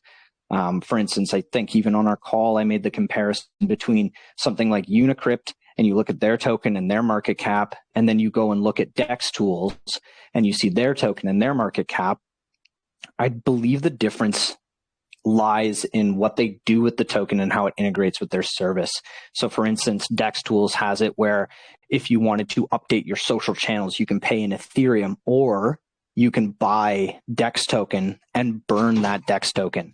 These are ways of doing rev share that are completely fine in a regulatory stance, where the only thing where you need to be very careful on is directly sending funds to users. But if you do these more creative and out of the box solutions, it can still have an unbelievable effect on how much revenue off of our base model can be given back to holders through these kind of roundabout ways that are fully transparent and fully above board in a regulatory sense as well.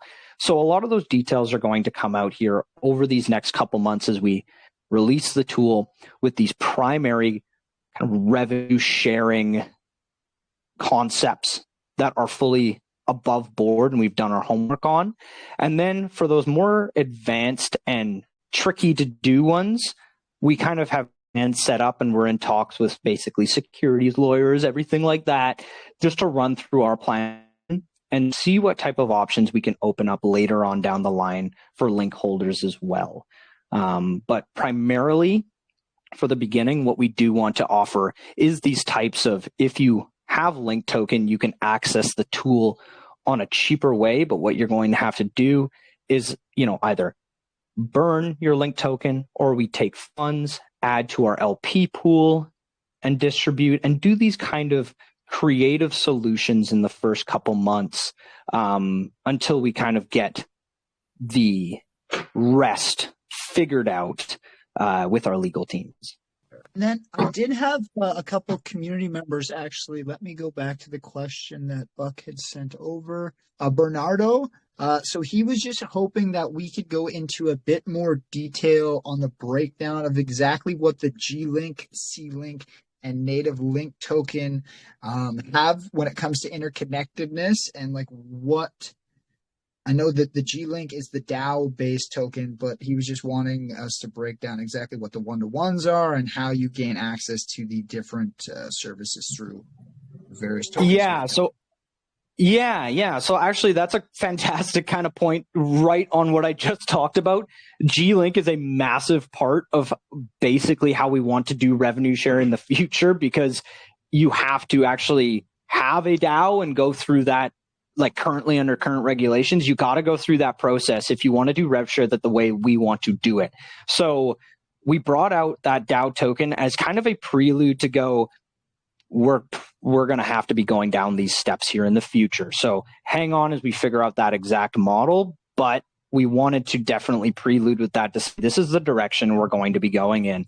So right now, G-Link gives you access just to a DAO kind of Telegram group.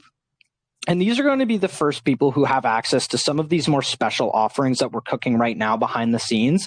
I'm going to keep that back because we basically kind of want to make a special announcement about it once we have that model situated. But there are going to be certain special offerings given to G-Link DAO holders, kind of before we go on that next step of that model. So G-Link token is given to you when you perpetually stake your link. This is some of the intricacies with our staking contract that I didn't really address, where we've got two different types of staking. We have basic staking and perpetual staking. When you do basic staking, you are locked for 4 days with your link token. We wanted to keep the lock low. It's a personal philosophy of mine where, again, I like to lead with the carrot, not the stick. I don't like having, users having to stake for like a week or 2 weeks or something like that. I find that unfair. So it's just 4 days for the basic stake. Once that 4 days is over, though, you are automatically unlocked and you do not earn rewards. A lot of users in our early days were like, guys, I just want to have it sitting there. I don't want to have to come by every couple days and restake and do this whole thing again. It hurts my ROI. And we were like, okay, well, that's absolutely fine. We can do perpetual staking. So what you do when your basic stake is over and you've done your 4 days, you can then switch to perpetual staking. And when you switch to perpetual staking, you are locked indefinitely until you request unlock. When you request unlock, after you press that button, you're 2 days, and then you're freed up and you can withdraw or do whatever you want to do. But it makes it so that users don't have to come and restake every 4 days. They can just leave it in there to earn passive ETH rewards. When you perpetually stake, G-Link is set right to your wallet and you are officially a DAO participant, even if you just do one Link token. So I would kind of highly recommend, if you're just in basic staking, put just one into G-Link so you can get access to that G-Link chat. It's pretty cool. A lot of great people in there. Sometimes there's some nice alpha shared in there. It's just a place to hang out for now as we kind of set the next steps for the LocQer. Now, what C-Link is our innovative solution to how we're going to list on centralized exchanges. Because right away, when I made the contract suite, I went, there's no way we're going to be able to get it on centralized exchanges. The dividend tracker can't follow to the exchange. It won't go. We can't have this, because then the dividend tracker would be sent to the exchange wallet and the exchange would earn LP and the exchange would never claim the LP. So that LP would be locked forever. So I've got to come up with something different here. What I thought about was a wrapped version of Linq. So you deposit your Linq token and your dividend tracker, and you get to mint C-Link, centralized exchange link, more or less. That would make it so it's a 0 tax version of Linq that then can be listed on exchanges. Now, a lot of users, I want to point this out because we've been in talks actually of going down this next step. And I know a lot of, our holders are like, well, if C-Link's 0, are you guys concerned about, like, what about us here in the DeFi world? Won't we not earn fees? Oh, you'll earn fees, all right. Because we've thought down this model and we went, okay, a centralized exchange says, I want some Linq, I want some ETH. We get them to market buy or however method that we actually get them those tokens in Ethereum so that they can list it with liquidity on the exchange. Now, people are going to buy and sell on the centralized exchange. What this is going to do, because the liquidity pool on Uniswap is going to be obviously disconnected from the centralized exchange, it will make it so that there will be arbitrage opportunities. Because if the link on a centralized exchange, pumps or does any, rapid price movement, there's going to be an arbitrage opportunity to either to buy or sell Linq on the decentralized exchange to equalize those prices, making it so that if we had, 1 million of volume on a centralized exchange, a lot of that volume would come back to the decentralized world as people who do arbitrage seek to make a profit off the disconnection of those two pools and those two prices, making it so that if we get volume on one, it comes back to the source. And then, if people on the centralized exchange too buy it, they're going to be like, okay, well, I have C-Link and I can ride the price up and down, but I don't get access to that juicy volume like those decentralized guys, like those crazy guys in the decentralized land. What they're most likely going to do to earn passive, ETH rewards and LP rewards is they're going to come back. They're going to burn their C-Link and get their normal link, making it so that we introduce those people into our ecosystem in a kind of roundabout way. And that's why we lead with education too. So we can educate those people on centralized exchanges and say, hey, come over to real crypto, not your keys, not your crypto. Come over with us and we'll educate you on why it's awesome to be over here and have true ownership over your crypto and what rewards you can get for being on this side of the fence. So just to address C-Link, because I know a lot of people had questions on that, that's how I can see that going down, just given the math and kind of what we've already played with arbitrage opportunities, like when we opened up our LP marketplace, which is a separate liquidity pool from our actual LP. So there's that ability to arbitrage between buying or selling LP on the marketplace and unpairing for that intrinsic value. We've already kind of played with these concepts, and the data shows that is most likely what would happen. So just to address G-Link and C-Link, those are our plans for that. And C-Link might be around the corner here this year. We've had it as an initial, concept, but we didn't want to run with centralized exchanges in the beginning. But those times might be coming upon us. So just to explain how that model works. Awesome. Love it. And I do appreciate that. And also, Bernardo, great question, man. Really important to understand the differences and how to kind of maximize your benefit within their ecosystem, but also on the centralized side. I like how you guys have set that up. And again, just a little bit of another unique factor that, makes Linq. So really cool. Yeah, there's a lot going on. I always seem to miss stuff in the AMA because there's just, you go over what I'm actually going back through my notes and my questions, and I wrote down a few things based on our call, and then I had a couple things I had sent over into the group being like, we've done a good job here. I want to make sure we still kind of touch on this, and this. So the hub, I know you guys typically spend a good amount of time on the hub. Is there anything like major within the hub in terms of like some of the maybe cost saving methods, if there's like, compared to what traditional service methods would look like for a developer to launch a project, like how you guys can save them on time and money? Like, I know quantitative data is always important for people to look at. So not sure if you guys have numbers or forecasts that you guys run there on, projects you've worked with in the past and what that might look like. But that was one thing I wanted to cover. I'd love to go through that. I know we've, oh, sorry, Tell, I cut you off a little bit, I think. Yeah, I was going to kind of hit on that. So the concepts here are that we have a bunch of different solutions in one suite of technology. So you don't have to go from point to point to do all these different things.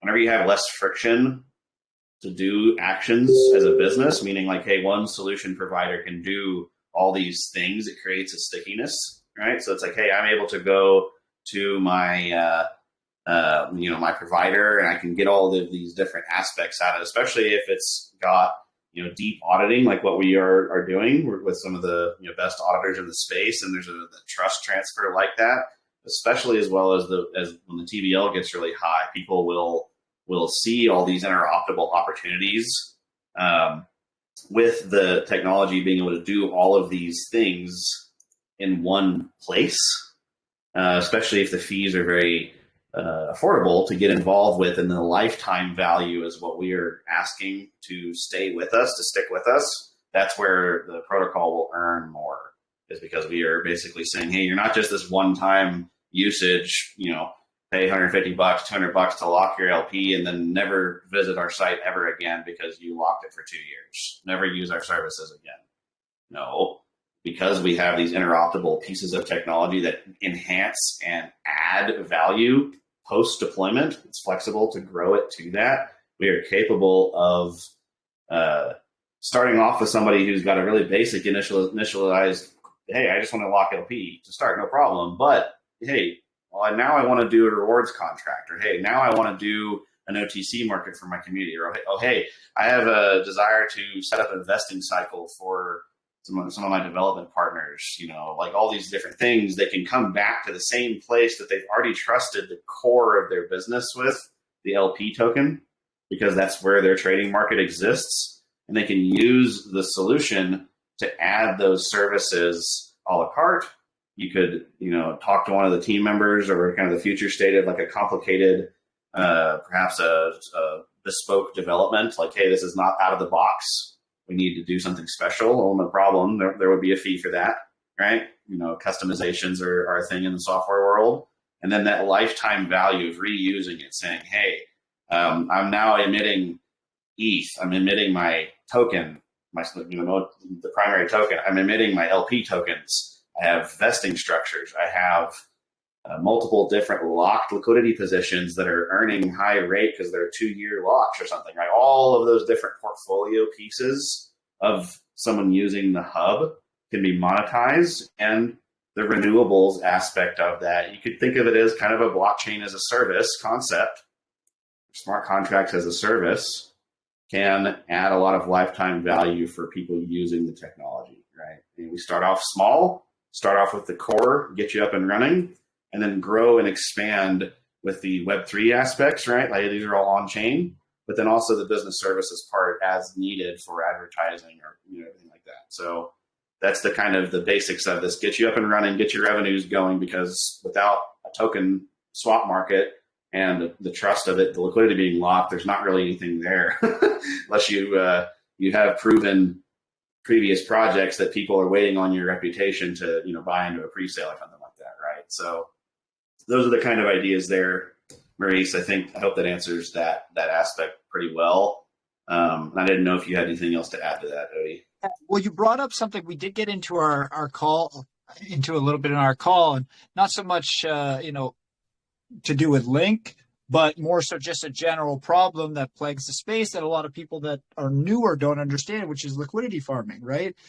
People think just because a team runs a project up to a certain market cap, that it's a success, but a lot of people forget that when they just let it die, depending on what the LP lock looks like, that team's getting potentially a nice payday in, 14 days, 30 days, 60 days, even if it's 6 months. Well, if they're launching a new token every 2 weeks with a 6-month lock, they're pretty much building themselves a nice retirement fund going forward. And not enough people know about that and focus on that. So I think what you guys do on the educational aspect also brings light to the fact that liquidity farming is a serious problem in the space. So I don't know if you wanted to go a little bit onto how you identify or can educate people on maybe people with a bad track record when it comes to liquidity farming, if that's statistics that you keep within the hub.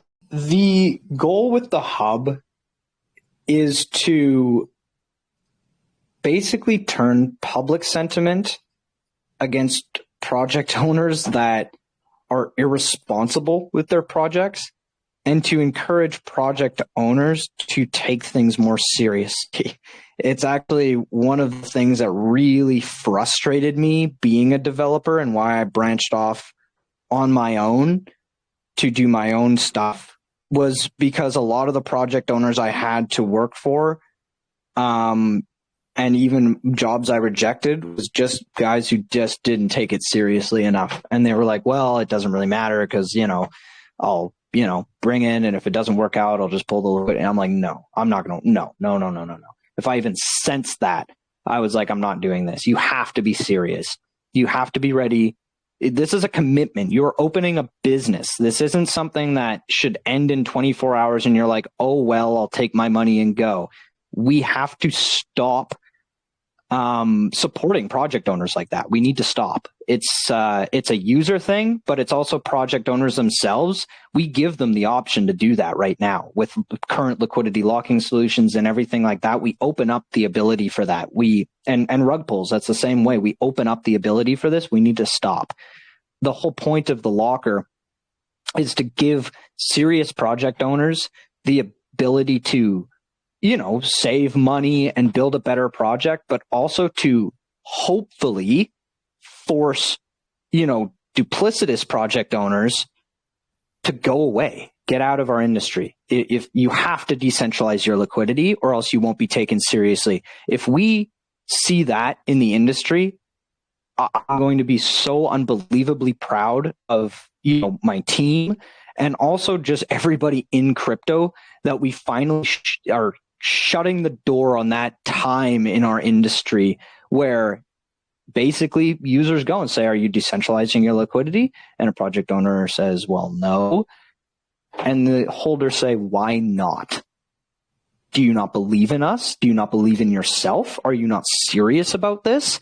These are the questions we should be asking project owners, not just looking at the chart and saying, ooh, that's a nice green candle, I'm going to buy it. We have to take a little bit of effort on our end to go, are the protections in place for me to be able to actually sit on my investment and be comfortable with it? It's something that, even we face where we're a serious team doing serious things and people don't take it seriously because they're used to putting up with that crap. If we can turn the page and make it so that you should decentralize your liquidity, and by doing so, you need to act responsibly, we're going to get more responsible founders. And maybe we're going to get some of those developers who weren't taking it seriously to now take it seriously because we turn this page on. If you're going to open up a token market, you have to support it with your all, because if you don't, your community is going to rug you. There should be an intrinsic cost to opening a token market saying, I'm putting this to Ethereum in and it might go away, but that's the risk I'm taking as a project owner because I believe in myself. I believe in my idea. I believe in my team. That's how it should be. If you don't have that belief in yourself, like a $5,000 or whatever belief in yourself that you're going to succeed, then you should not be here opening a project. Go invest in other serious projects who actually have that faith in themselves to have the support of their community and their investors and pay the price if they fail. That's how it should be. So that's a little roundabout answer to the question. Not have the burden fall on the investors in the community, how it typically works in this space, which is unfortunate, right? So, but if that wasn't the case, maybe the concept of Linq and where you guys are at, what you're building towards, wouldn't have been inspired, right? So, with every issue, there's an opportunity that's created out of it. And I think, as I've said a few times, I think your identification of the market and, the opportunity at this point in time was really smart. And I'm excited. So now I told in the group as well, I did want to go into the social fi side of things because really, you compare it, it's not, one of the bigger ones that people hear about when they think social fi is like friend tech. And I know it's different setup, different model, but that was a comparative that you used in our discussion. And, these types of platforms have really in the last 6 months grown in popularity. So I think, again, market timing is great, and want to just break down a little bit more on kind of the use case of the social fi hub and how you guys are incentivizing people within it, because that's the real bread and butter within it, is the actual engagement incentivization side. Yeah, 100%. So Linq was born in the bear market, and we had the only luxury in a bear market you have is that there are so many problems you can solve. That's about the only luxury you do have. So we targeted kind of two. One, rug pulls. And when you're in the bear market, you're always looking at the bull market going, what is it going to look like? What's going to happen? Well, what happens every time is we have this massive inflow of users, and we've got regulatory bodies picking us apart on all our flaws. So eliminating rug pulls is something that's just core to what we want to see in the future, where regulatory bodies can't say, oh, well, these investments suck because the developer can run off with all the money. If we can erase that, perfect. But another major problem we have is crypto is so confusing for the average person. And we've dealt with this since the very beginning. We've known of this forever, because when I got into crypto, the first things I did, I was a Web 2 guy, but what really got me into the space was I was an investor. And, you know, here in Canada, there are a lot of older, wealthy investors. And they were like, hey, you know, Mr. Young Buck, can you show me the great world of crypto and get me into this? And I was kind of naive enough at first to say, yeah, heck yeah, let's get you in here. I'll show you all the ropes. But I very quickly found out it was almost impossible for non-technical users, to the point where I stopped doing that and just focused on development, because I was like, it's too confusing for you. You're not technical enough. You're going to get hurt. Okay, wait until the industry, you know, gets a little bit easier to use, and then maybe try around in DeFi. But for now, buy some Bitcoin and ETH and just chill out, because it's too complicated. You're showing them MetaMask. You're like, you got to go to Dex Tools here. Oh, and then you got to go to Uniswap. Oh, and you want to know what slippage is? And it just carries on from there. What we thought of in the beginning with SocialFi was, what if we can bring these 10 tools that we use and just bring the core essence of them into one application, so that when you go and a friend says, hey, I really want to get into that cool token you're into, how can I do that? You can just say, download the Linq app, go through the initial steps to generate your wallet, kind of like you do on a centralized exchange. But the key difference here is you're going to own the keys to your crypto. Linq is going to host an interface for your wallet, kind of like MetaMask basically does, but they're not going to own your keys or anything like that. We've got a couple companies actually that we've been talking to for a while now that are basically making software to make it so that we don't have to store things like private keys. A little bit off the point, but that's the vision for SocialFi, is bringing in tools like Twitter, Telegram, Dex Tools, Uniswap, MetaMask, functionalities of Xerion, all into one central application, so that you can find your investments, you can research your investments, and you can purchase those investments and manage them all on one application. And then for promoters, because this is very essential, you know, we always look kind of down on promoters or influencers. I think that's wrong, because they're a big part in our industry. And for those pivotal people in the industry, we went kind of a step further and went, why would they use this application over just Twitter or something like that they're used to? And that's where we thought, we'll reward them with the volume, because we're going to charge a transaction fee. That's what all exchanges do to make revenue. But what if you were a popular influencer and every day you bring $1 million of volume to projects through your promotion? You research them, you do all the hard work. There should be an incentive to use our platform over just your normal social media application that doesn't reward you for that volume you bring in. And this is why a specialized application, I think, for just crypto, you know, SocialFi is important. Because what we want to do is make it where if you're an influencer and you post a bunch of projects, you promote 1 million of volume a day, we have trackers on the application to go, if you brought this volume to projects and they purchased on the application through your link, will reward you for that volume. So you can actually make an income off of doing the work that is so important for the industry, the research, and the promotion to get these projects to be successful. And then for project owners, it makes it so much easier because, as we know, someone comes into the Telegram and says, how do I buy this? It's a process. It's difficult. And you turn away so many potential awesome investors just because they can't wrap their head around the tech. If we give them an easy interface and an easy place to interact with their community and share the information on their project, they'll want to come over with us. So that's our vision of SocialFi, not tokenizing, influencers or anything like that, just giving a cleaner interface for everybody in crypto to work on that's unified. No, I agree, man. Like, I love the reward and like the benefit from the volume aspect. Now, the thing that I know even Caesar, he's been a little bit critical of Friend Tech in a sense because, he loves the fact that a lot of the stuff that he's been able to grow up has been public, right? There's no restrictions on it. And he doesn't want to, in a way, charge. So like the fact that he could see a benefit, or somebody like in our position could see a benefit for all the time he's put in, the connections that he's made, the network that he's built, but not necessarily have to have that cost fall within the community is really cool. So,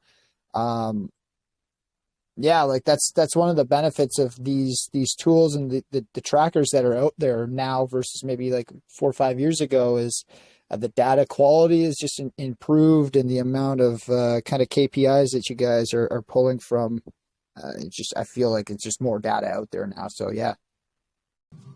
Yeah. And that's, and the reason why SocialFi is later on our roadmap is because we strive for perfection. That's why we spent so much time on our original tokenomics model to get it just perfect.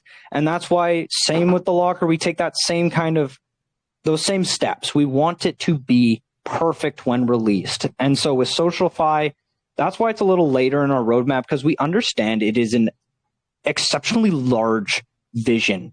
So we wanted to make sure that we had the resources, the funding, the community, everything in line to maybe just be that premier application in cryptocurrency and try and eliminate rug pulls. So we've got just an incredibly exciting kind of roadmap planned out, trying to solve some of the biggest problems in crypto, which just make me so unbelievably happy that we've been gifted with this opportunity, because it's kind of what we've always wanted to do. And I've always wanted to do. And because I kind of lead with this why and this kind of emotion and passion with it, the team and the community that I've brought together and I've just been gifted with makes me super excited to go on this amazing journey with them all, because they all share this same passion of let's do things different. Let's try and actually make a difference in the world and in our little crypto world.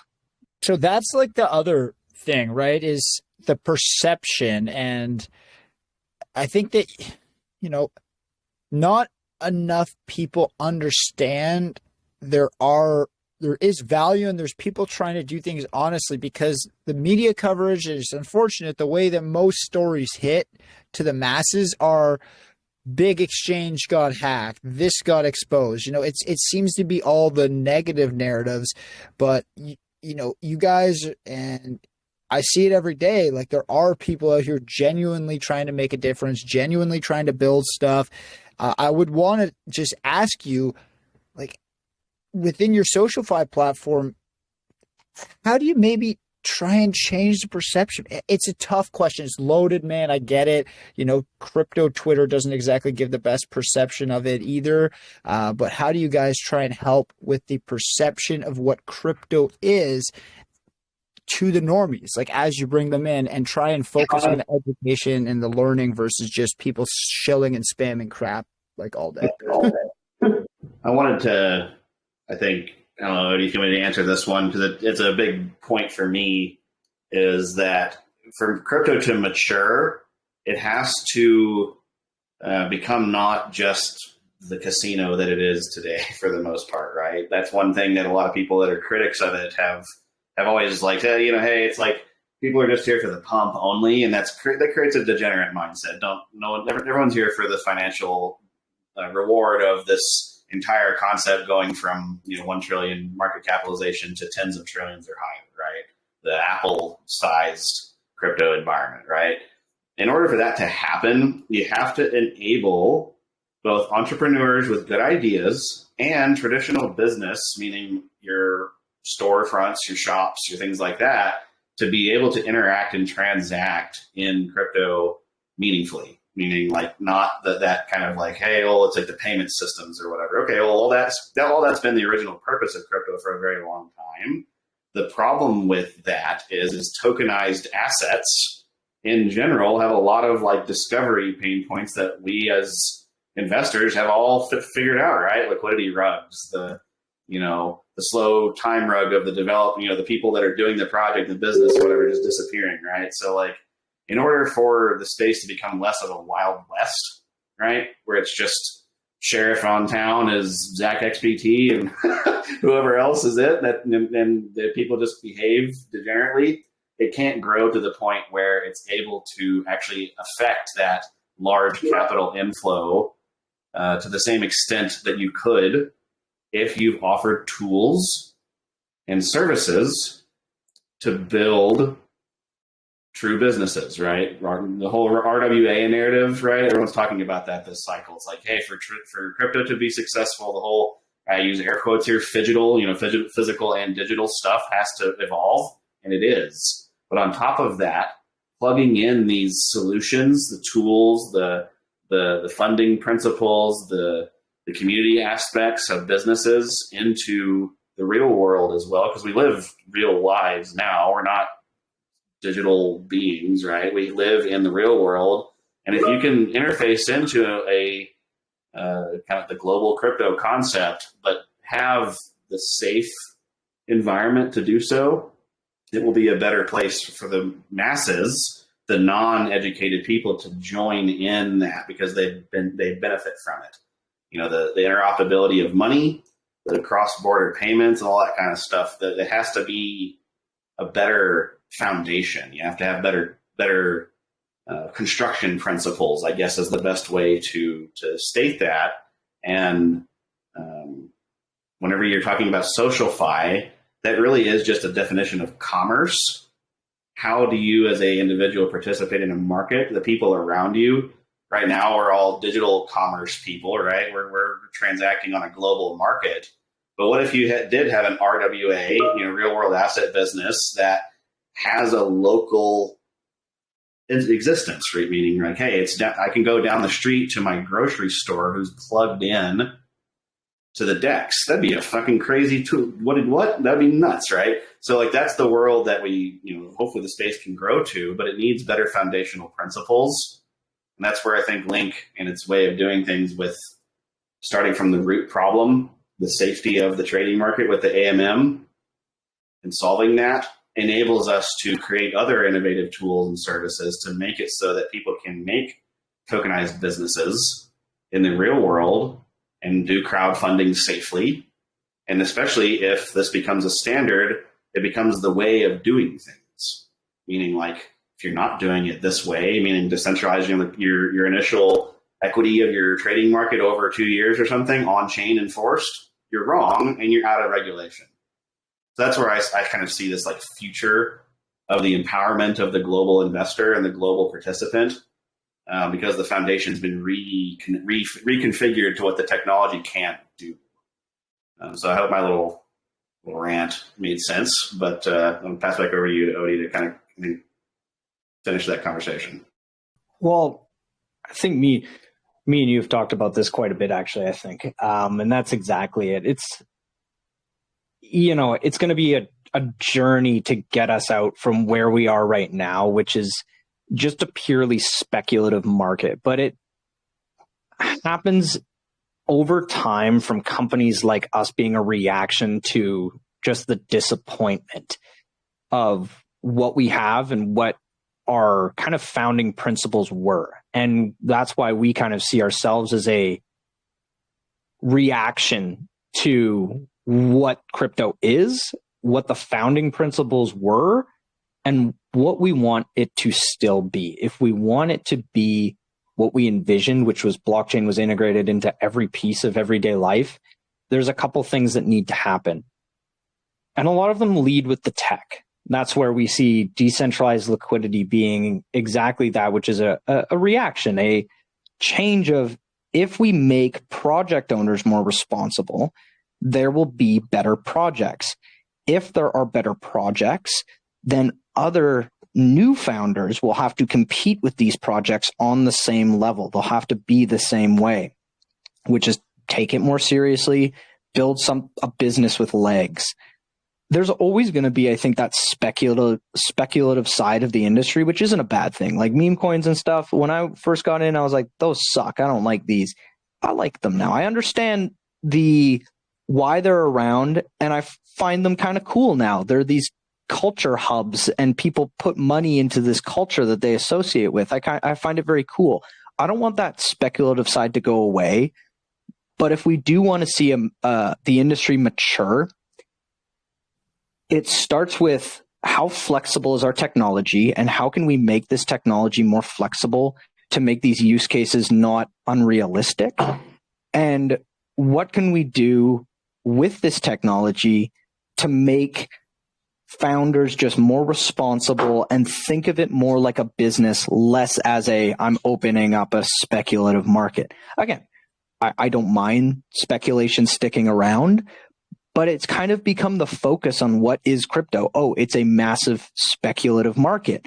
Well, it wasn't intended to be like that. We were thinking about supply chain management.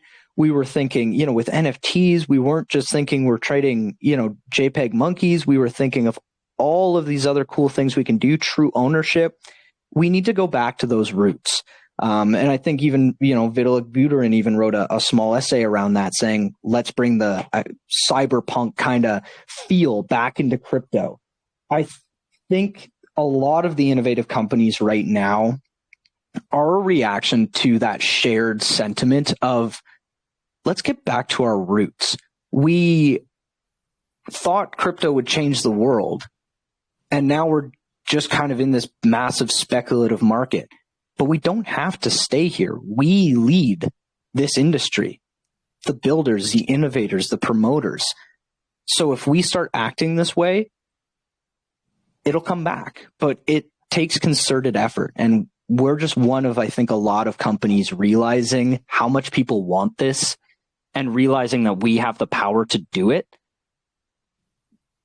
So we'll see. We're not the only ones trying to change the space, and we're not going to be the ones that change it all by ourselves. But it's companies like us that share this vision that can push crypto into where we thought it could become. Oh, great answer. And I'm kind of the same belief, right? That there's so much, I came in not knowing anything about crypto, not knowing anything about the blockchain or much, and really fell in love because of how I always wanted to get into, running my own business, but it's tough, as a younger guy coming straight out of university, never came from money or anything. So, smart, but everyone's like, yeah, bro, just go get a job. That's kind of what you have to do. Right. So I thought crypto was just so cool as untapped, and just being able to provide and bring in some, traditional business and just sentiment and knowledge into crypto is something that I love doing. And I think you guys, again, definitely share that passion of wanting to grow and help improve the space, because still to this day, it's maybe 5%, 2%. I don't know what the percentage is, but it's still so immature where it's going to end up, when all's said and done at the end of the day. So it's kind of cool. Everybody here has a chance to contribute in a sense. And I think with your SocialFi platform, you just take that one step further. And I'll throw a bit of a question to you guys, because one of the narratives, I will say, in crypto that makes me a little bit frustrated is the whole Twitter is so much better than Telegram. And I get it from a reach standpoint. Like reach wise, yeah, obviously Telegram is a more niche application. It is used for more personal communications versus Twitter is more of what I would call a sounding board in that sense, right? Telegram's community based, Twitter is yes, community based, but in a sounding board mannerism. So I would love to kind of get your thoughts or your feels on what the SocialFi platform within Linq would kind of function as. Are you going for more on the reach mechanism, or are you going for more on the community building feel? Funny enough, we've always had it in our minds to do both, actually. Because crypto, like promoting a cryptocurrency, Twitter and Telegram, you're kind of right. They are completely different in what value they provide, right? Usually we find something on Twitter, and then when we want to go talk to the community, we go to Telegram. That's where we all hang out, share messages. It's completely different. So that's actually one of the ways we want to monetize the platform, was allowing project owners to open up their own public groups or private groups that are accessible within the application. So there's that Twitter-like feed where people can post, comment on posts. But then once you go to that, token's actual page and you're looking at that chart, you're looking at the price, looking at the liquidity, you're like, okay, this all checks out. And then you're like, I want to see the community. There'd be those links to those certain rooms that you can go into that the project owner supports. And you can go in and enter into a Telegram-like room where people can chat about whatever. They can chat to the project owner, because the project owner would probably promote on Twitter for their own personal project, but they can't interact with the community there in the way that you can get with Telegram, where I'll go, and I think yesterday I was in the Telegram just having fun with the guys, trolling a little bit, having some fun. It needs to stay on that type of comfortable interface like that. So we did want to bring both aspects into the tool and make it so that when you want to go see the community, click a button, enter into their Telegram-like room, and you can chat with the project owner or the other representatives and chat with the community there. So it's incredibly important. They both have to be there because they both play a completely different role for your company. I love your vision, man. And I said this, I was chatting to a couple people in our little YouTube group about the AMA, because a couple people have dropped comments and said they're really enjoying the discussion.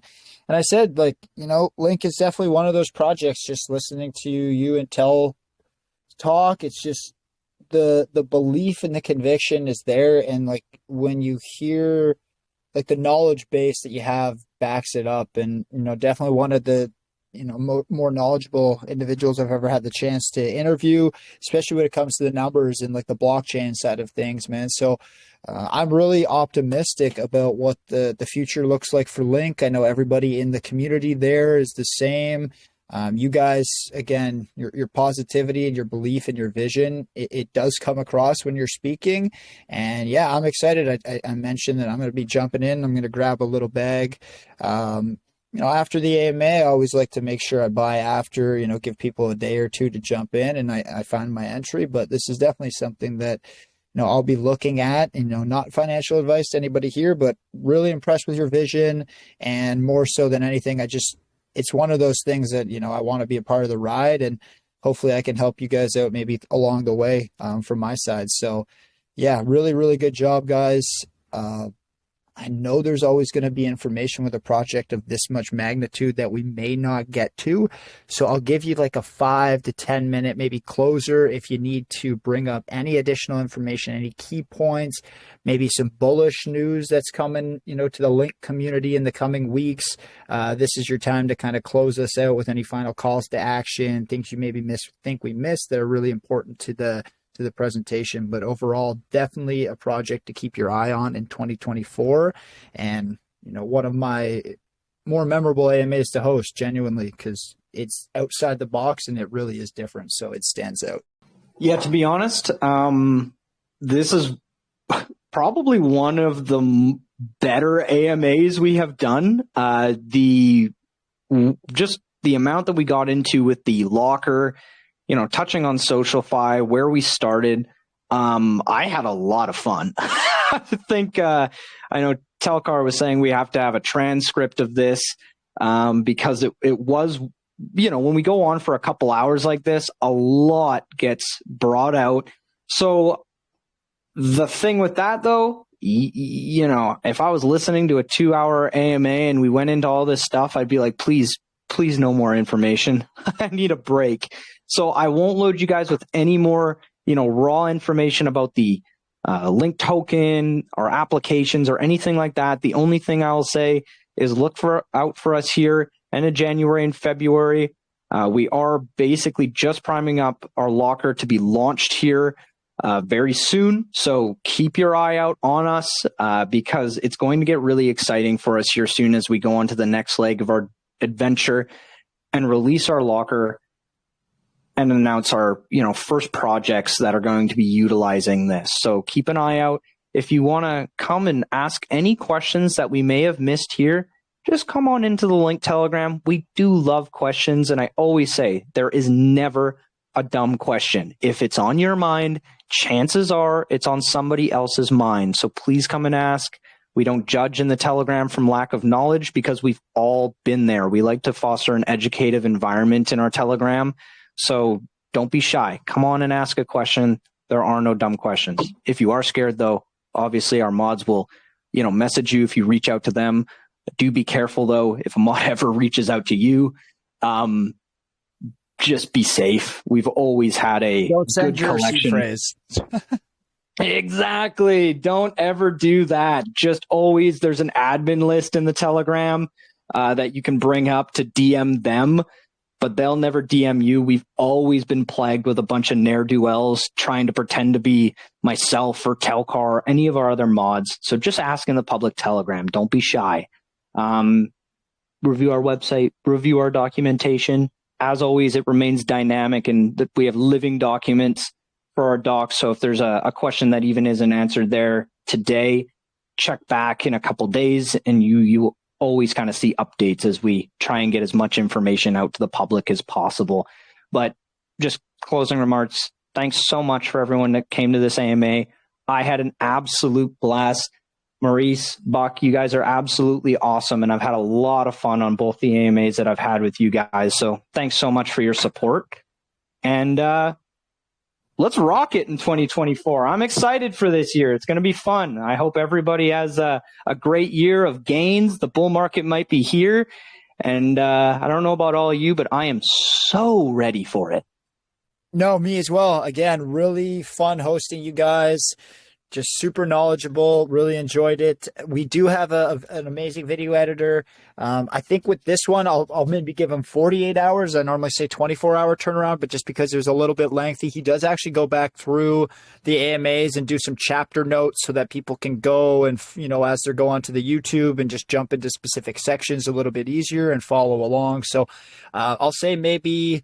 what is it today? Wednesday. I'll say by maybe Friday. He's been helping out Buck with a really cool marketing video and trying to get his feet wet in, a couple different sectors.